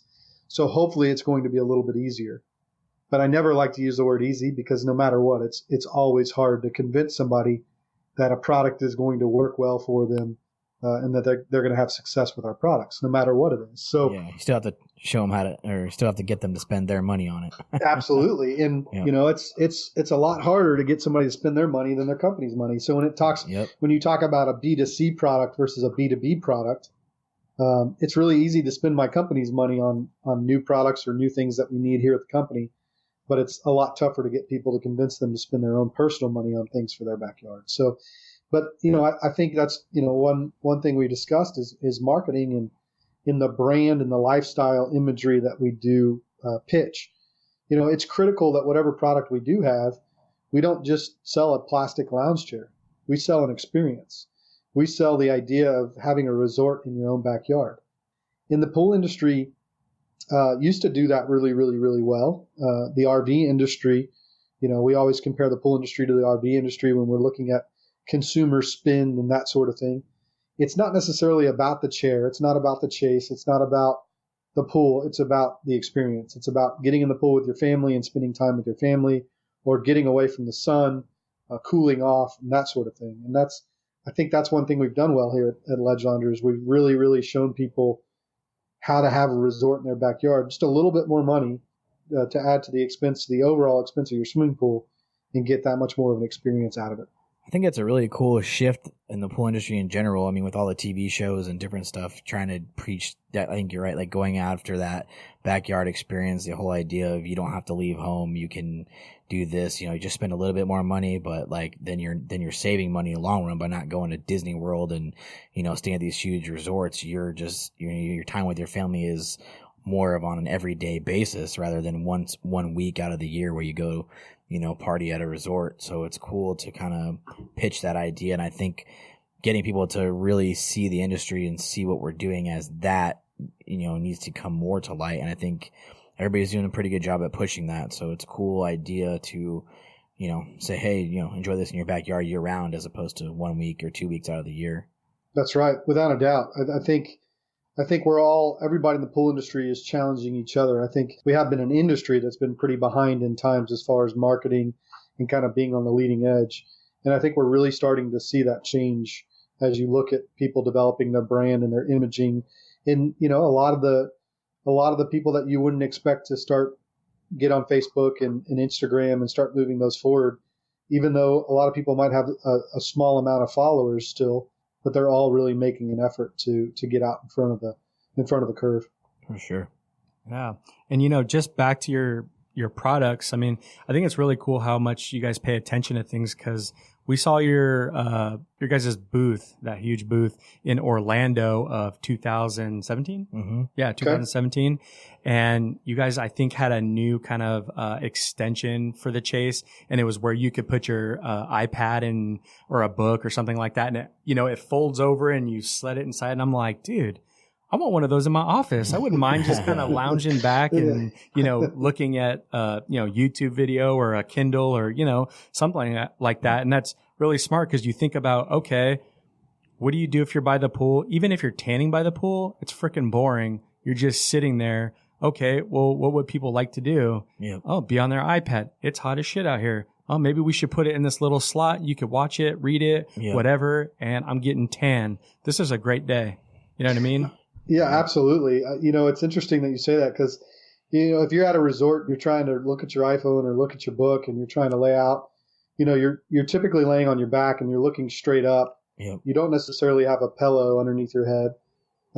So you're kind of holding your phone in front of the sun to block the sun from hitting your face, so you can read your phone or listen to your phone or watch a movie or do this or do that. You know, with our products, the challenge is now you're laying in the water. So when we developed the products, iPhones weren't waterproof. Electronics aren't waterproof. Obviously, your book's not waterproof.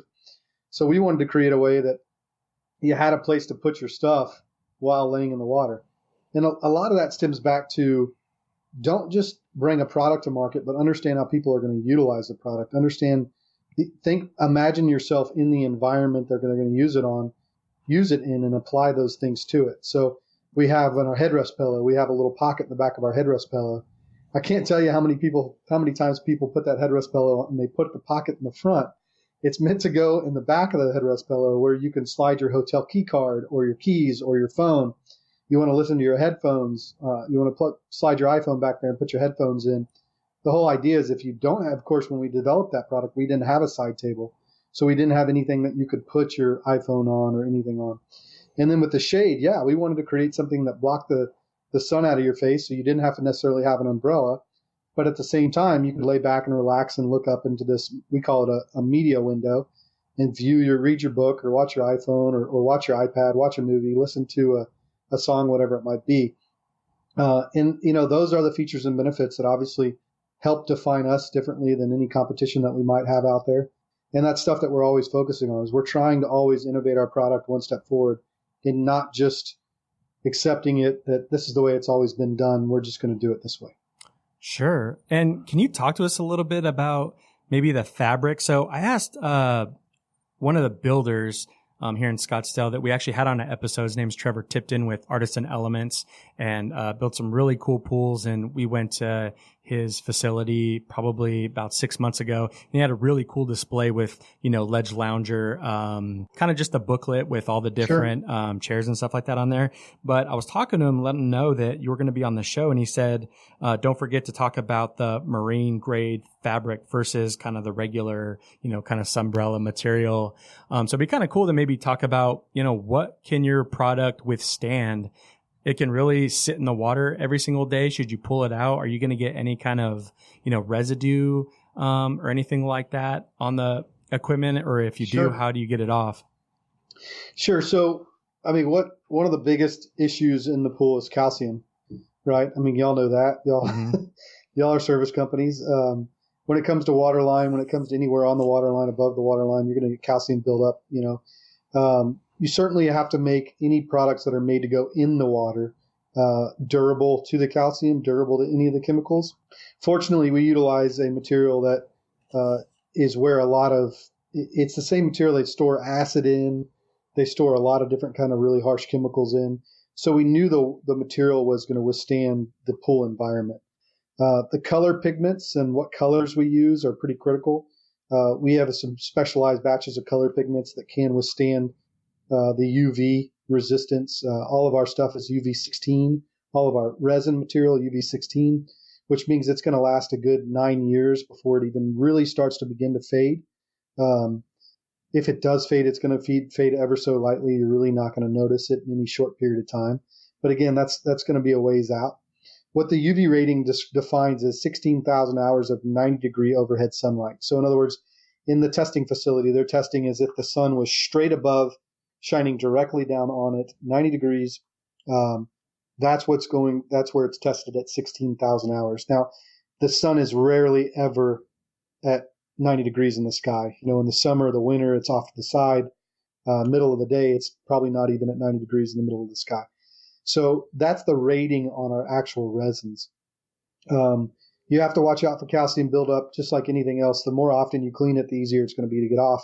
The longer you wait to clean it, the harder it's going to be to clean.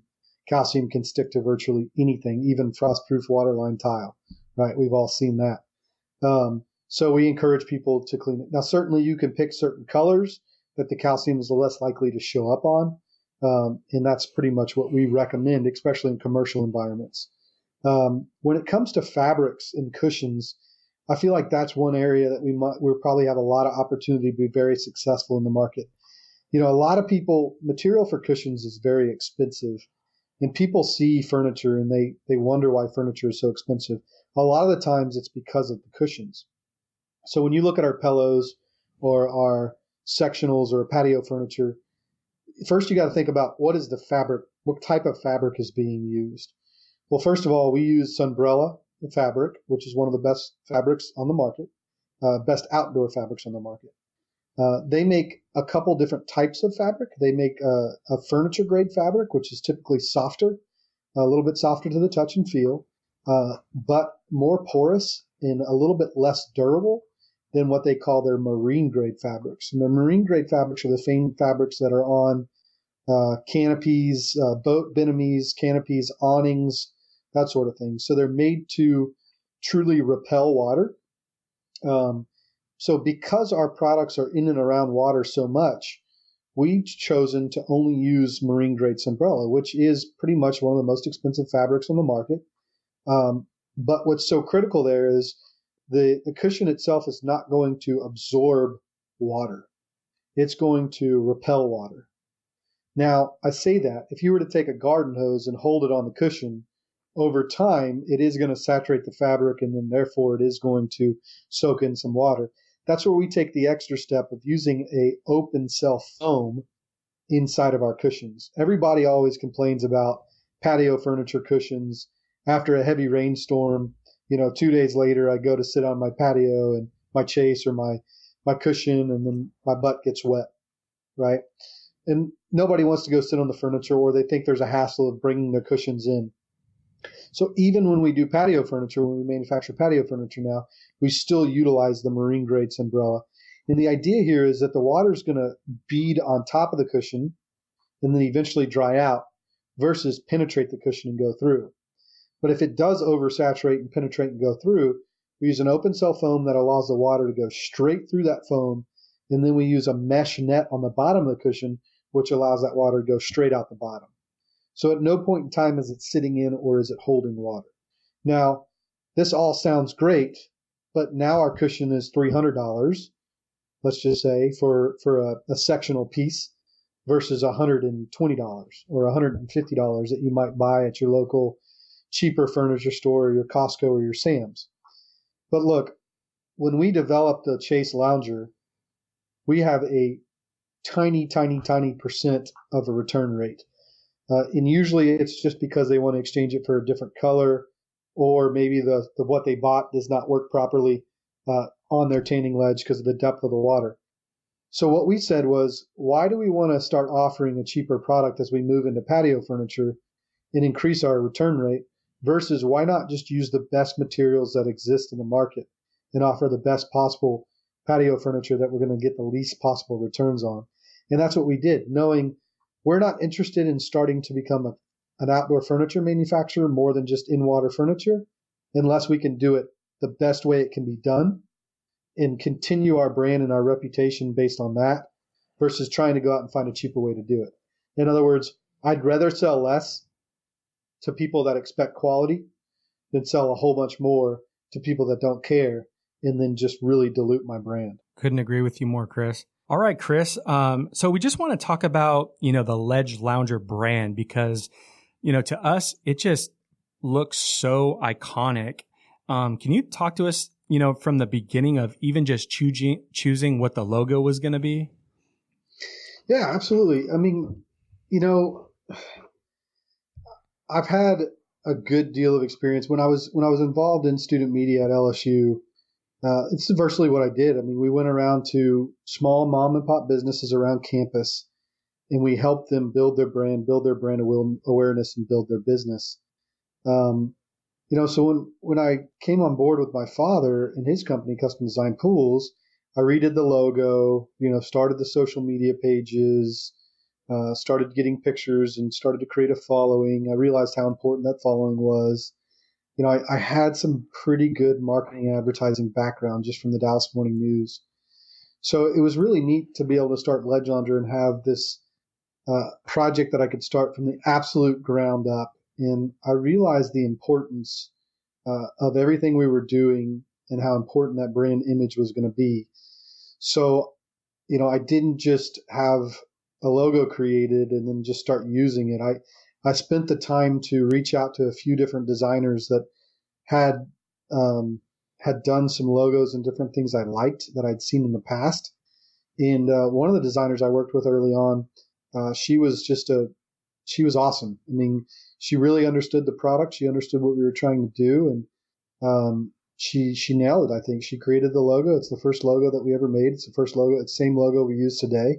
Oh wow! Same color scheme. And here we are 7 or 8 years later.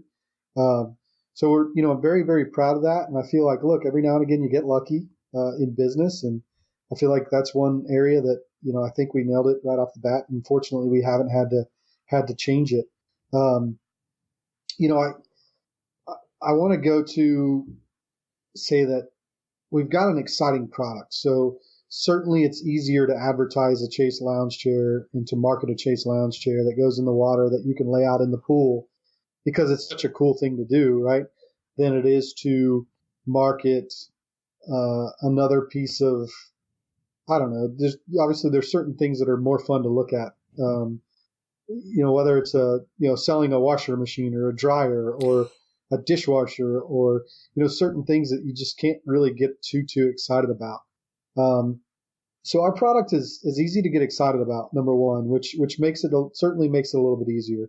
But number two is, in the furniture industry, even in the pool industry, a lot of people don't put people in their ads, which blows my mind because I can see it and it can look really cool. But if I can't see somebody using it, enjoying it, that's a whole nother element. Well, a couple furniture companies that we've talked to since we concepted and created our brand, they were very, very, they were asking a lot of questions to us. How do you do this? How have you done this? So forth and so on, because they've seen the success that we've had.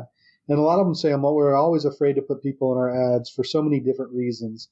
And I say, well, you've never done it before, so why don't you do it and see what the result is of doing it? In other words, don't get stuck in your old legacy ways of how you always did something. Try something new.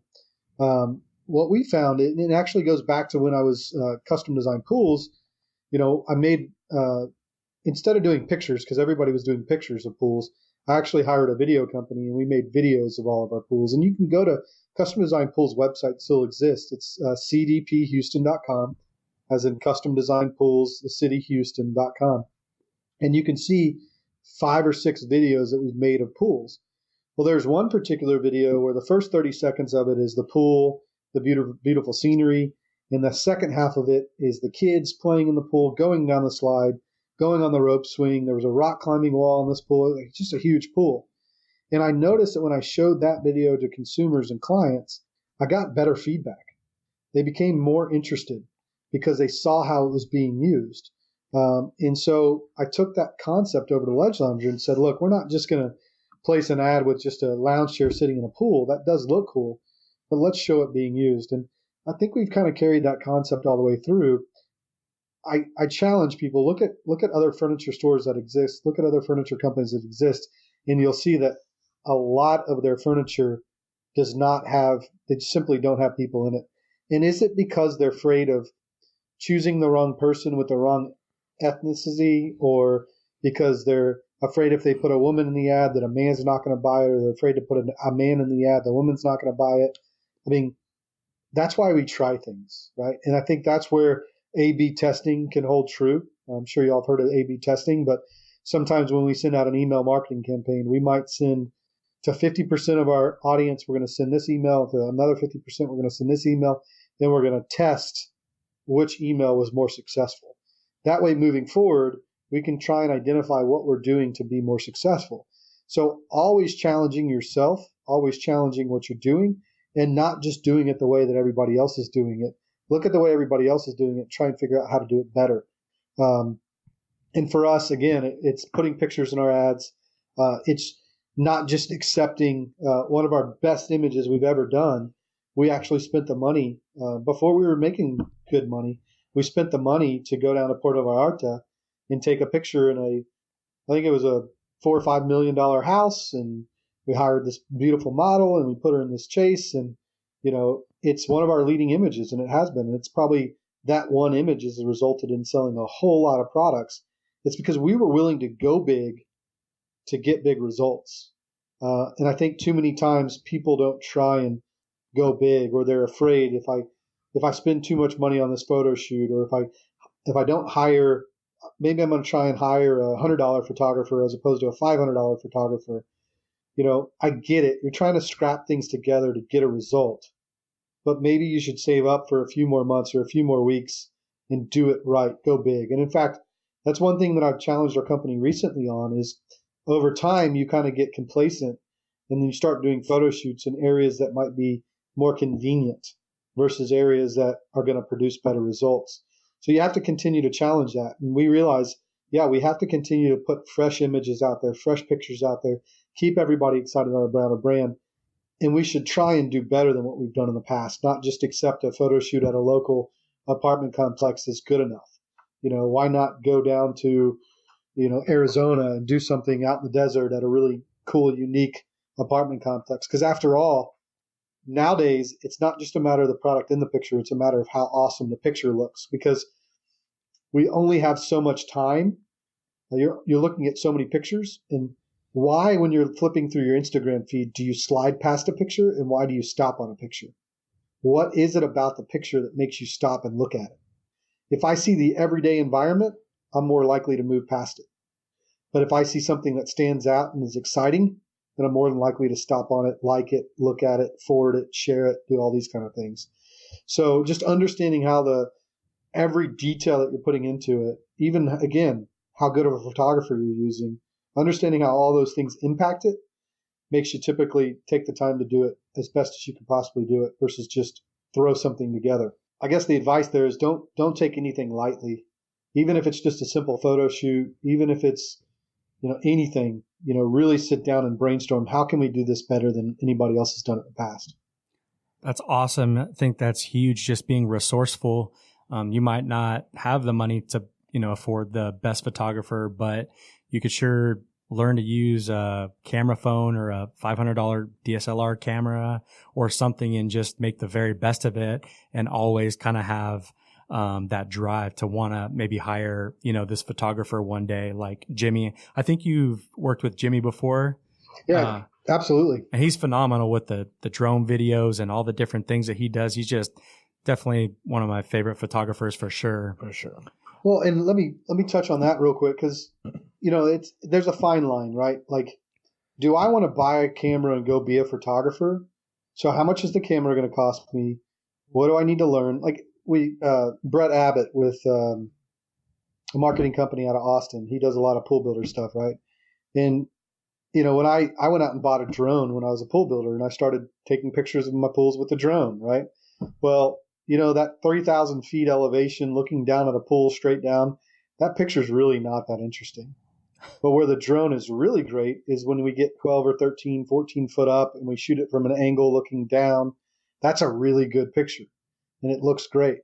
Well, I can go spend $3,000 on a drone or $2,000 on a drone, or maybe today $500 on a drone, and I can go spend 5 or 6 hours in the field trying to learn how to use the drone and take the image. Or I can pay a guy with a drone that knows how to fly it, knows how to take a picture, $500, and have him go over there and do it and get a much, much, much better result, right? So I challenge people, you think you're a photographer, you think you can grab your iPhone and take a picture. I do. I congratulate the resourcefulness. And of course, that's better than not doing anything at all. But there comes a point where you have to realize you're good at doing what you're doing. Let other people be good at what they're doing, and pay them what it takes. And I can guarantee you, if you pick up the phone and you call a local photographer and you say, I've just created this business idea, I need your help. I can't afford your $500 fee. I can't afford you for $200, but here's what I'm going to do. I'm going to come pick you up. I'm going to do whatever you have to do to work with individuals to get a better price, to get the professional to participate.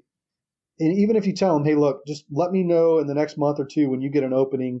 I'm not going to block your schedule. Let me know when you get an opening, and I'll make myself and my product available. I'll bring it to you, and you can shoot. Make it as convenient as possible for the other person. And tell them, hey, if this goes really well, then of course I'm going to be able to give you more business and more business and more business, and it's going to lead to a greater thing. Again, you might not get the very best photographer out there, but you're probably going to get a photographer that knows how to do it better than how you do it. 100%. Love that. Do you think you guys did you make your mind up in the beginning that it was just going to have this aesthetic and it would just stay? Because I feel like you guys have a very distinctive look. Even if the chase wasn't in the picture, I feel like the way the picture is aligned and the edits of the photos and just everything kind of has a very just ledge lounger look to it. Was it really important to just keep everything kind of uniform? And you know what I mean? Because it's you might be next to a really luxurious, crazy looking pool, but there's still a sense of minimalism in it, I guess. It's kind of simple yet complex, I guess, a little bit.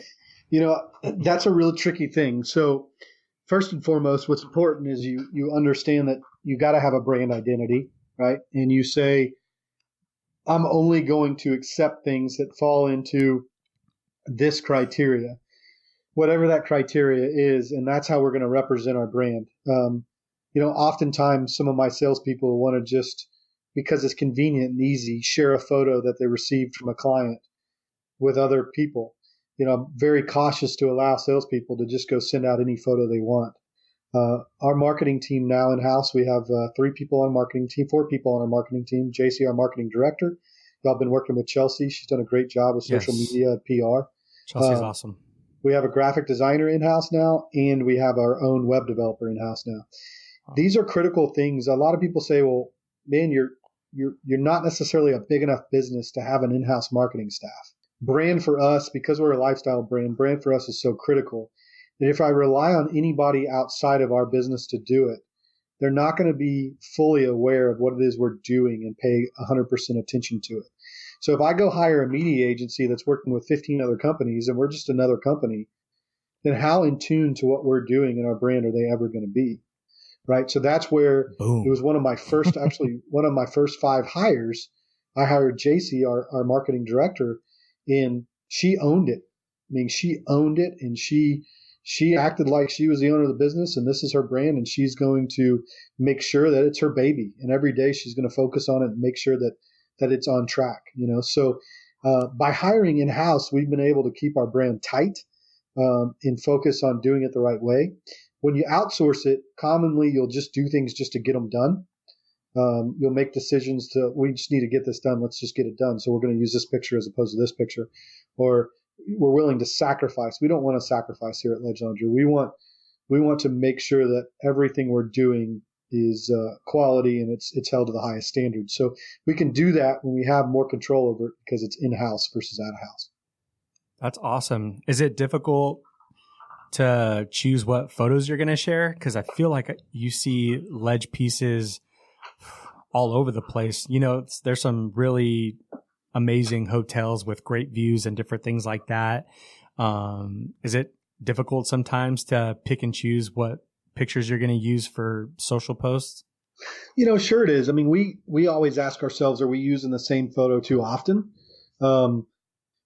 Fortunately, with the resources that we have, we get access to a lot of photos, whether it's our photo shoots or whether it's some of our higher end pool builders that are sharing their pictures with us that we buy the rights to in some cases. I think what you have to be real cautious of too, though, is you can't just show 100% really, really, really high end photos, right? Because sometimes the average consumer can't relate to that. So if you got a guy building a $60,000 pool and they see ledge launders in, $200,000 pools and they never see them with a $60,000 pool, they might think that product is out of their reach. So that's where social media helps. Social media is nice because I'm not spending $6,000 on a newspaper ad or a magazine ad where I want to have the absolute best photo I can, but I'm actually just posting one on social media. So if a high-end consumer is following us and they see an average picture come across the site, it's okay because the next one they might see is going to be a higher-end one, or they go view our profile and they can see a mix of everything. So you just have to make sure that you're looking at your market and what that ad is going to, because we have multi-channel sales. In other words, we sell to interior designers, we sell to multifamily, we sell to hospitality, we sell to resorts, we sell to pool builders, we sell to consumers. So every time we're putting an ad in a different publication or we're sending an email to those different markets, we're considering what market it's going to. Let's face it, if you can hire an interior designer to design your backyard space after a pool is built, you probably have a good bit of money.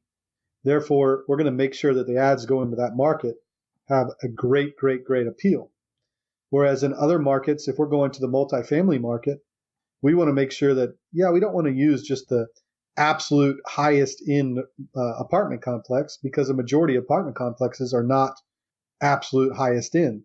So we want to reach a consumer base or a multifamily market with a good picture. So in other words, we're not going to, another thing you got to consider is we're not going to market to the multifamily segment with a pool with 2 ledge loungers in it, a residential pool with 2 ledge loungers in it.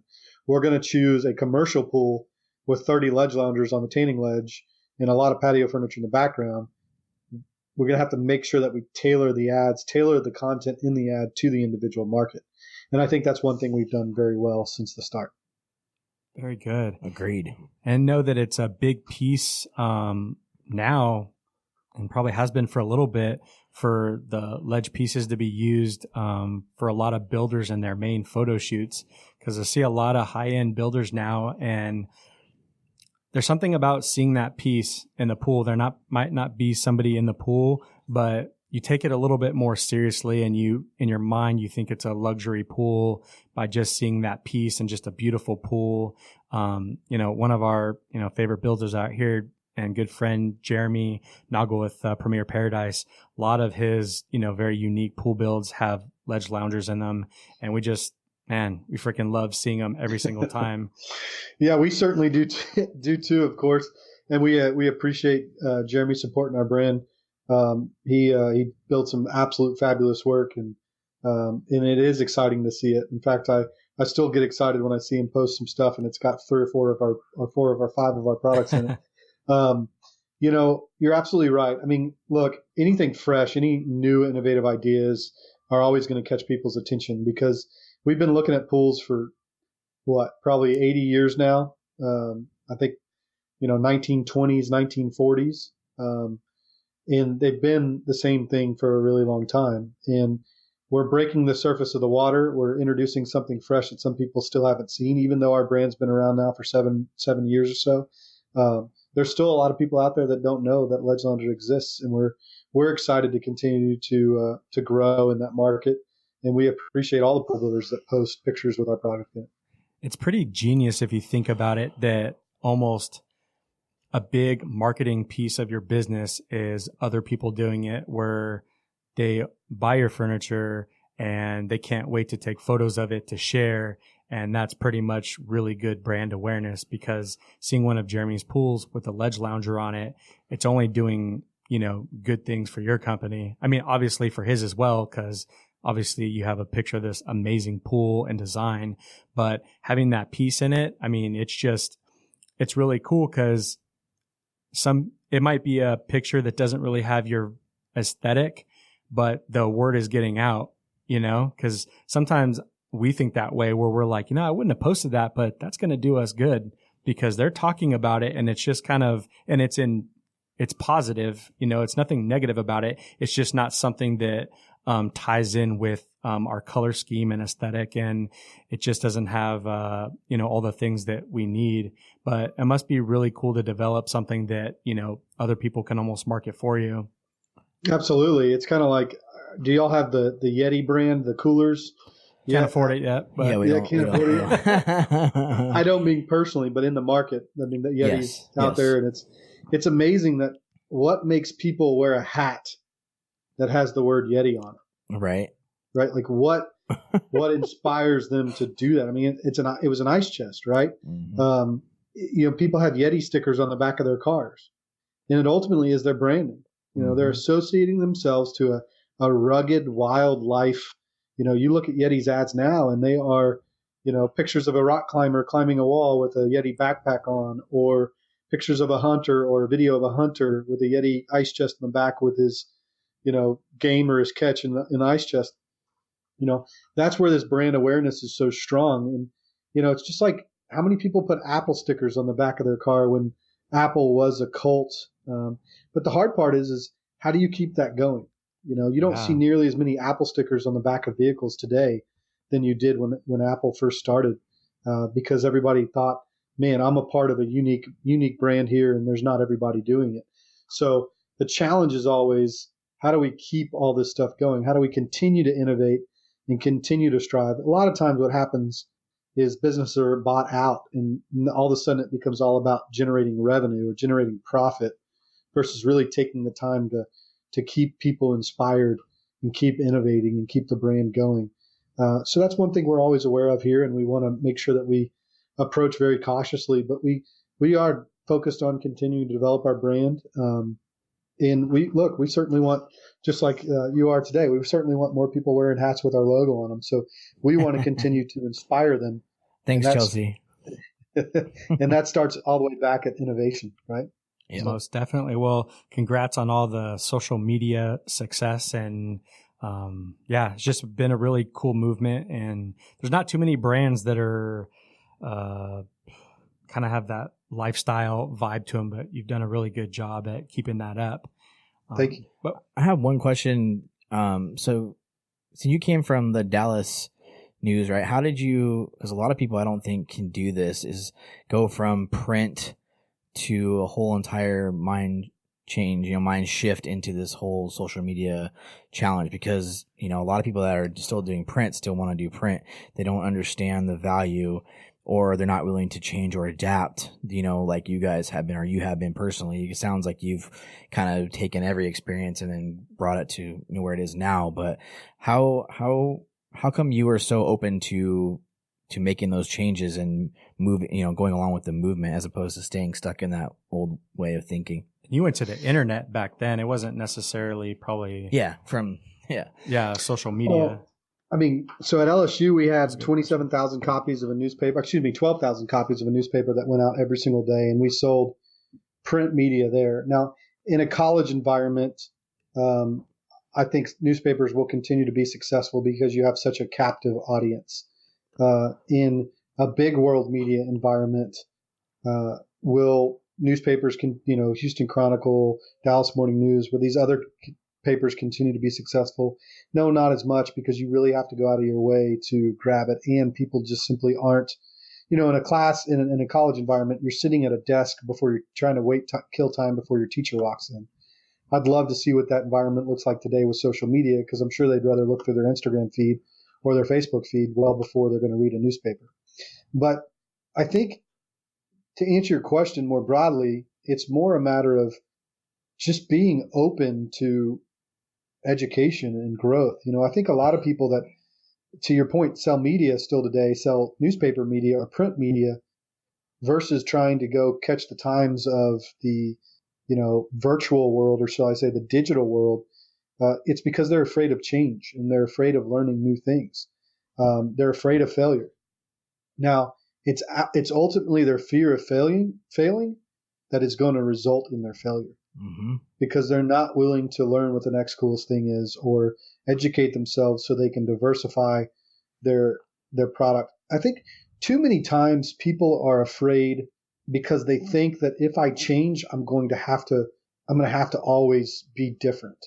And the fact of the matter is if I'm really good at selling print media and I go start selling digital media, I can still sell print media.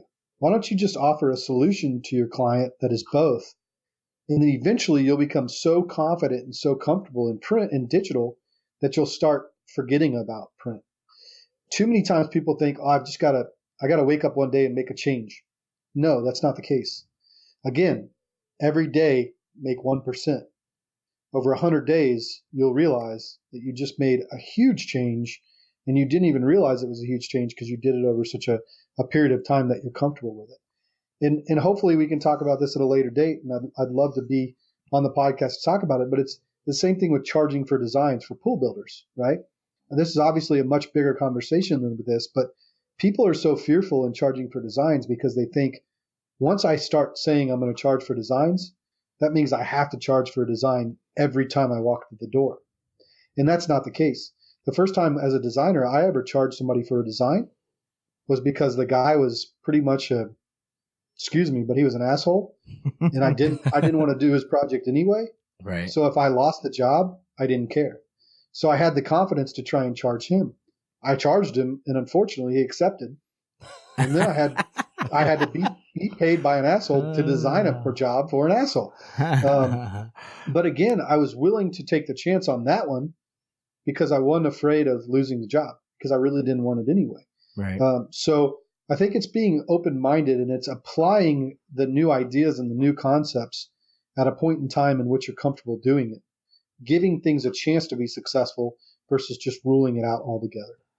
That's really a good point, because I think that can go towards our industry too, because that's kind of what we're up against with, a lot of the older mentalities in the industry not wanting to move forward with new innovative ways or move forward with new ideas and not, share knowledge or and advanced knowledge, and that goes all over the whole industry where we're still seeing all this old stuff, which, like I've said before on here, we respect so much for the way, the path that they've put out there for all of us to grow on. But if we can kind of have that idea that I think get one step better, 1% better every day or change 1% every day and kind of just learn both ways. That way we're kind of elevating everybody at the same time. That helps, each part of this.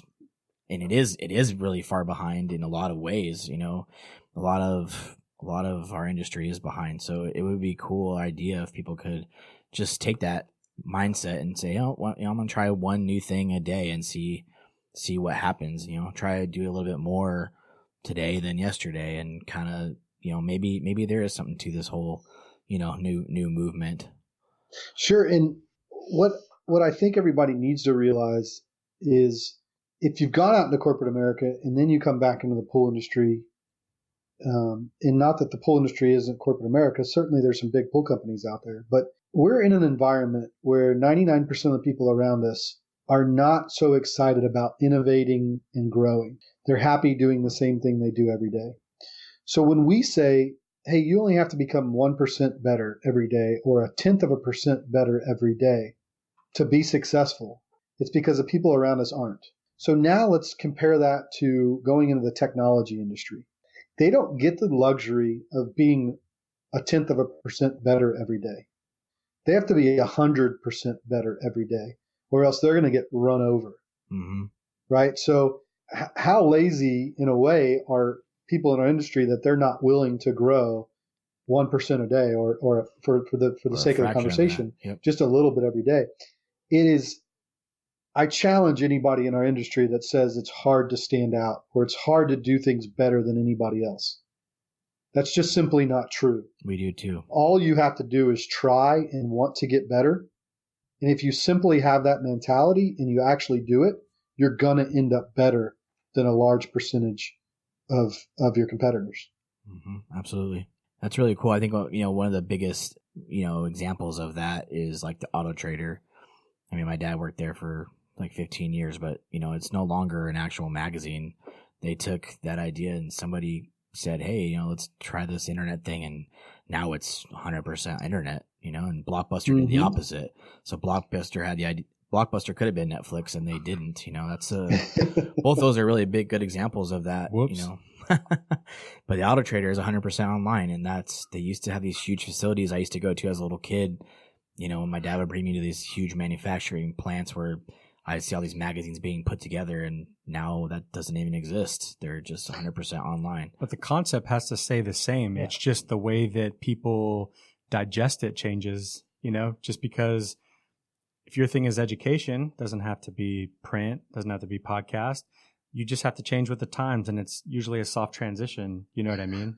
You just have to be paying attention. Yeah, I mean, look at Uber. Look at how disruptive Uber was. Look at Amazon. Look at how disruptive Amazon was. But I think what's so critical to realize here, and this has a lot to talk about what we have been talking about, is Amazon was not created overnight. Uber was not created overnight. Now, everybody looks at Amazon as this overnight success, or they look at Uber as this overnight success. This guy who started this company and made millions and billions of dollars. Well, it's because one day you learned about him, and the day you learned about him, you didn't know about him the previous day, and now you know about him, and he's really successful. But the fact of the matter is every success story starts with somebody who had a concept. They probably got their balls busted 1 million times trying to take this concept to become a reality. Years and years and years of hard effort, hard work went into it, and it wasn't until 10 years later that you're reading the story about how there's this huge success. Yep. It's this overnight success story that a lot of people buy into, that, one day this guy started this business and man, look at him today. Well, what happened in the meantime? Mark Cuban, he always talks about how he ate macaroni and cheese every night for a year and slept on his friend's couch or whatever it was. Mm-hmm. Now, nobody talks about that. They talk about how he's the owner of the Dallas Mavericks, and he's this and he's got that, and he's so wealthy and this and that. He owns this company and that company. So, I mean, look at anybody that's done it and that's been successful, and look at the amount of effort and work that they've had to put into it. And I think that just speaks true to what we're talking about here is nothing's overnight success, and you're not going to come up with an idea today and it's going to be a hit tomorrow. You're going to have to put time into it. You're going to have to put effort into it. And again, just a little bit at a time. For sure. Right. So, you guys were on the Inc. Top 5,000 list, which, represents the most successful independent companies in our economy.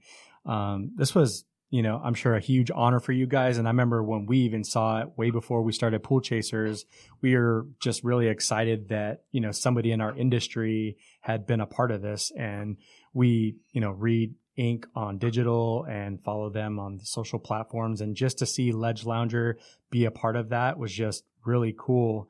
What is it? How did that feel, and what does it take to get to that level of success? And I, list some things over in the questions, just because we have our tactics on what wakes us up in the morning and what gets us pumped up, and it changes for everybody, whether it be, just, yoga, or patience, or maybe you got to listen to some crazy rap music at 4:00 in the morning, or go for a 4 a.m. run. So how does that, how did you get to where you are? Yeah. Man, that's a big question. I think it's pretty hard to sum up, but I'll try. I'm kind of the guy who likes to put a carrot in front of my face, and then work really, really, really, really hard to get it. So I will, one thing I've done recently is, I love spending time on the water. I'm an avid wake surfer.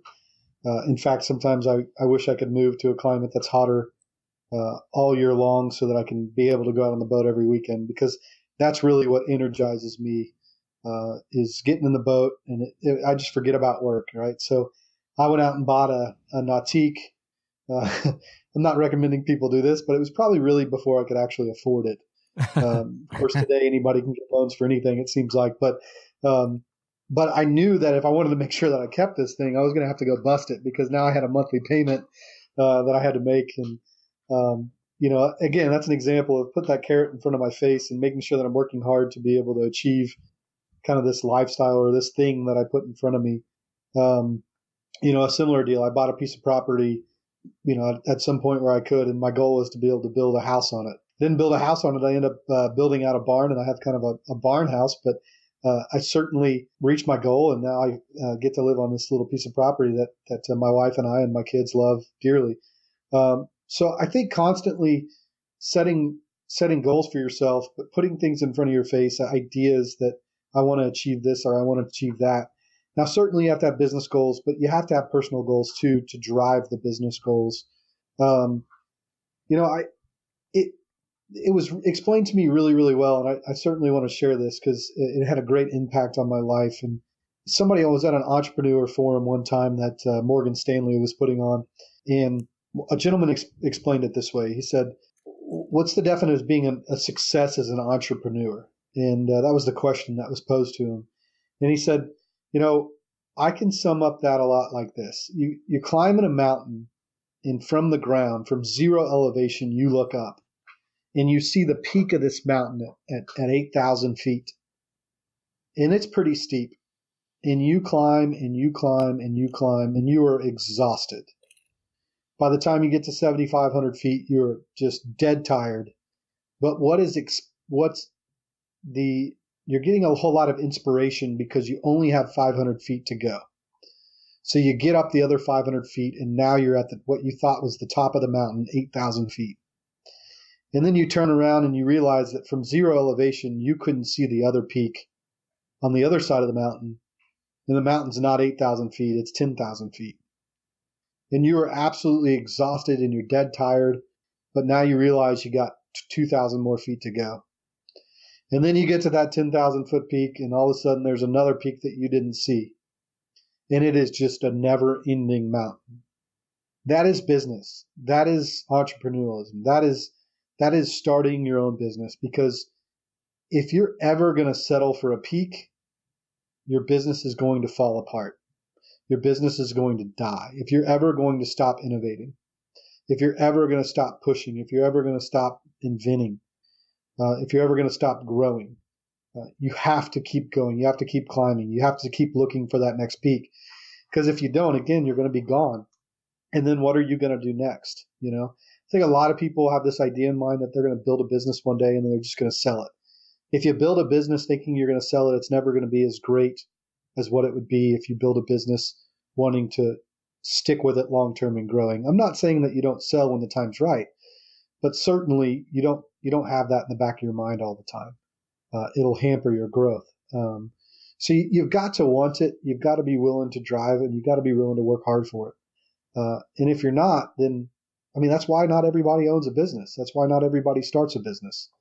I think when we're looking at Shark Tank and we're looking at all this stuff out there in today's society and media, everybody wants to own their own business. But I mean, the fact of the matter is there's some people out there that just will never own their own business because they're just not willing to put in the hustle. They're not willing to overcome the challenges, you know? Yeah, that's really good advice. Yeah. Thank you. Do you work out or anything, Chris? You know, it comes and goes. I get in kind of a 2 or 3 month spurt, and then I get just overwhelmingly busy. I have a 4-year-old at home, and I have an 11-month-old at home. My wife likes to wake up early in the morning and work out, and I get the kids ready for school and take my 4-year-old to school, or get one of the kids ready for school and take him to school. And then a lot of times I'll end up being at the office until 7 o'clock. And then, you know, by the time I get home and spend some time with the kids, it's just exhausting. So, you know, hopefully as my 11-month-old gets a little bit older and I can spend a little bit more time out of the house, I can get back to it. So, I love the idea of it. I certainly want to be doing it. I need to be doing it. I definitely get a lot of stress relief out of working out. But it just, it's not a reality for me at this point in time. I try and schedule lunch time to go work out, and then I end up getting sucked into a meeting. Look here. I'm the one telling people don't to make excuses, and now I'm the one making excuses. So I damn sure better have a New Year's goal of getting back into it. Very good. Us too. Yeah. So can you share with us maybe some of your favorite books and why, or some of the things that have motivate you and guide you through your process? Yeah. You know, I'm kind of one of those guys that I love business books, don't get me wrong, but I'm inspired by a lot of movies. I'm inspired by a lot of real stories. So, you know, Marcellus Luttrell, Lone Survivor, that inspired me, even though it wasn't necessarily tied to business, but it was tied to overcoming a challenge, working really hard, getting to an end result. I mean, it's kind of sounds silly, but even the Facebook movie, the Social Network movie, you know, I love watching that movie because it inspires me on the regular. So finding inspiration, whether it's through a book or something else, I think is certainly critical. When it comes to books, there are some business books I love. You know, Good to Great by Jim Collins. That's a critical book because it truly helps you identify that you're not going to be able to do it all yourself. You're going to have to get the right people on the bus in the right seats. Virtually, he follows some of the greatest businesses that have sustained the test of time, and he talks about what makes them different than the other businesses that have fallen apart over the years. It's a very powerful book. There's a lot of there's another one by Jim called Built to Last. You know, there's How to Be a Great Boss. There's a number of books out there. I think, if anything, I'd love the audience to hear about kind of something I've gotten on recently. It's called Blinkist or Blinklist. It's an app. And look, business books are hard to read, especially in today's world, because you have to dedicate a lot of time to it. And that's why podcasts are so great, because it's an hour here, an hour there, potentially 2 hours here or there. Podcasts have been tremendous for me. But this Blinklist book, and I'll share the actual name of it because I'm tearing up the name of it here. But it's an app where it's basically cliff notes of books, and they're called blinks. So you pay $70, you subscribe to Blinklist app on any of the app stores, and then you pick a category, and you can get the cliff notes, audio version cliff notes of any book. And then whether it's health books or whether it's history books or business books, and then if you like the cliff notes of the book and they were really intriguing to you, then of course you can go out and pick up that book and read it. Or you can just stick to the Cliff Notes, and instead of spending the time to read a 300-page business book, for a lot of us business owners that can't stay focused for that long, you get the 10 most important topics. So you might have a minute and a half, 10 times of the most important topics of the book. So it's a way of getting the information out of the book very quickly and in a timely manner. And the whole blink might be 15 minutes. Listen to one of those every night before I go to bed kind of deal. Listen to them to the car on the way to work. Those are pretty powerful. But I think you got to constantly change it up. You got to do podcasts sometimes, books sometimes, blink sometimes, just inspirational movies sometimes. And you find it everywhere you can get it. Dude, that's pretty genius. I can't wait to check that out. No, I've never heard of it. Especially you get 20, 50, 100 pages deep in a book, and then it's just like, I don't have time for this. You know what I mean? You can't stay with it. And I've probably started 10 business books that they just lost me through the middle of the book. And I think it's just, that's why fiction exists, is because, a fiction can keep your attention, whereas in a business book, it's a lot harder to keep your attention. So I think that's one thing this app has done really well. And I'm pulling the app up now so I can. It's just Blinkist. Blinkist. Yeah. Blinkist. Yep. That's it. And man, it is awesome. A lot of great topics, just about every book on there. Especially if somebody at the office says, well, I read this book and it's really great. And you go home and you listen to a 15-minute blink, and then you come back and have a conversation with that guy about the book. I read it too. Yeah, exactly. You'll blow people out of the water. That's really cool. It's like watching SportsCenter, huh? I didn't have to watch, football all day Sunday or basketball or baseball all during the week. I just watch an hour of SportsCenter, and I know everything that's going on. Man, that is a perfect example. It's kind of like in junior high, we had a book assignment. We'd go buy the Cliff Notes and read the Cliff Notes, and then all of a sudden you're up to speed. Of course, teachers were smarter than that. Yeah, they got smarter. But we didn't do it. But with this, I think there's a lot you can take away from these quick blinks for sure. What are just a couple of podcasts that you said you were listening to some podcasts? What podcasts are you listening to right now? One of them that I've really, really enjoyed that is not so business oriented is Serial. It's a podcast of a journalist who follows a couple different stories. They're all real things that are going on in the world today. One, I don't know if y'all are from the military, definitely gets me excited. Just not necessarily war per se, but just the military and special forces and things like that. And they actually follow the whole story about Bo Bergdahl, and he's the Taliban, the guy who basically walked off his post in Afghanistan, and then he was captured by the Taliban, and then we ended up trading like 4 Taliban soldiers for him, and it was just a big thing in the media. I like keeping up speed with the news, and that was a really interesting story. And the girl who gives this podcast or performs or is the voice in it, she just keeps your attention. She does such a good job. So I like some of that stuff. There's certainly some, I'm always constantly searching for other podcasts that are inspirational or our business. There's a couple of entrepreneur podcasts that I follow. I can't recall any of the names of them. But commonly I'll hear from entrepreneurs who started this or did that. And again, it's what's more important to me is that yes, you can learn a lot from them, but finding the inspiration that just keeps you driving forward. Yep. Pull little pieces out of everything. Yeah. And look, guys, since we recently learned about y'all, I'm just so excited about what y'all are doing for the industry. And since we've talked, I've actually mentioned y'all to a whole lot of people, and it's amazing how many people actually do know what y'all are doing and are listening in. So we're excited about that. That's really cool. Thanks for talking about us. Thanks for sharing that. Don't stop. Yep, we'll keep it up. Thank you. So we're going to kind of wrap things up here a little bit, but at the end of the day, you had an idea for a product and you went through all the hardships of developing the product and getting it out on market and hiring and the marketing side of it. What kind of advice would you give for somebody just developing a brand spanking new product? Yeah. And I know you've talked about a lot of this, but if there's just like kind of one good tip on, what you should do, our listeners would definitely appreciate it. The ones developing a product anyway. Yeah.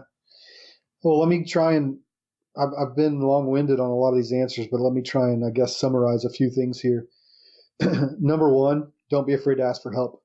A lot of people are afraid to tell other people about their ideas because they're afraid of people stealing it. A large majority of people don't have the desire to rip you off or take your idea and go build something because they simply don't have the effort, the time, or the desire to do it. So talk to people, ask people for help. You're going to get more valuable information by sharing your idea with a few people you can trust and getting feedback from them. Keep an open mind about the feedback. Don't be closed-minded. Always listen to what they're saying and research their answers and their thoughts. Put yourself in their shoes. Consider what it's like from their perspective. Again, 1% every day. It's not 100% win today. It's 1% every day. What's one thing I can do tomorrow to make this project move a little bit further? And hustle. Hustle, kick ass. Just every day, put something to it. Even when you think, man, I'm so exhausted, I'm so tired. Even if it's just 5, 10 minutes, 20 minutes, 30 minutes, it's kind of like where I'm so stuck here and working out. They say, even if you just put 15 minutes in your office every day, you're going to get somewhere. You're going to have better results. Same thing with starting a business. It's the exact same thing. Just push hard, do it. Again, ask for help, call me, reach out to me, send me an email. I'm happy to give you any advice I can or any input I can that's going to help you be successful. I guess the other thing is never assume you know exactly what you're doing. Even if you think you know exactly how to do something, ask some other people what their thoughts are. Get some other opinions. I'm a member of a CEO group. I want to make sure I mention this. Every month I meet with 18 CEOs of other businesses. We sit around a table. There's a lot to be said about working in your business. Sometimes you have to step back and work on your business. Mm-hmm. By meeting with 18 other CEOs once a month, the same guys in a room, processing issues, listening to their feedback, listening to their problems, I have saved myself a lot of money and I've grown my business a lot faster than what I would have otherwise. So, stay hungry and stay curious. That's gold right there. For sure. All right. Well, we kind of just like to let you guys a little plug for Ledge at the end here. So can you tell our listeners where to find the products? And Yeah, absolutely. I think what's important to know is last year we had probably maybe a handful of 20 products. We just released probably about 60 new products. Wow. It was a major feat. They're all available in our new catalog. We're happy to mail it to you if you want a hard copy. If not, go to our website, download our catalog. It's www.ledgeloungers.com. Take a look at all of our new products. We have everything from cornhole boards, outdoor ping pong tables, daybeds, patio furniture. Obviously, we've expanded our in-pool furniture collection. Got a lot of new great things coming in development for 2020. I'm really excited about that stuff. Obviously, you can catch us on Instagram just at Ledge Lounger. Facebook is facebook.com/ledgeloungers. Not real big on Twitter or YouTube, but follow us, join our emails, marketing campaigns. We'll certainly get something out to you and keep you posted on our brand and what we're doing. That's awesome. Well, thank you so much, Chris. We know got a lot of stuff going on, so we really, really appreciate your time. This was a huge honor for both me and Tyler, and we really look forward to doing, more episodes with you on some different topics. Hey, thank you all so much, and keep up the awesome work, man. Thank you. Thanks, Chris. Thank you guys so much for listening. We truly appreciate your time and your ear. It means the world to us that you guys take time out of your day to hang out with us in the Pool Chasers community. So we appreciate all of you. And if you have any questions, please email us at poolchasers.info@gmail.com. Please check out our Instagram, Facebook, Twitter, and YouTube pages. And check out the Facebook group as well if you have not already. It's been an insane value in there. I've seen so many cool conversations. Greg and I are so proud of you guys for all you're doing in there. So thank you for all the positivity. Also, if you guys are listening to the podcast, if you could take a picture or screenshot of it and share it on your social platforms, that way we can grow this community. That would be great.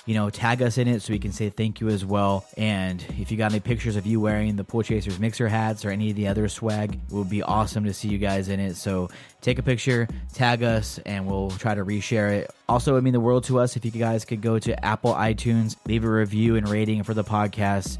It really helps us there. So thank you again for your time, and we hope you enjoyed the episode. See you out there, pool chasers.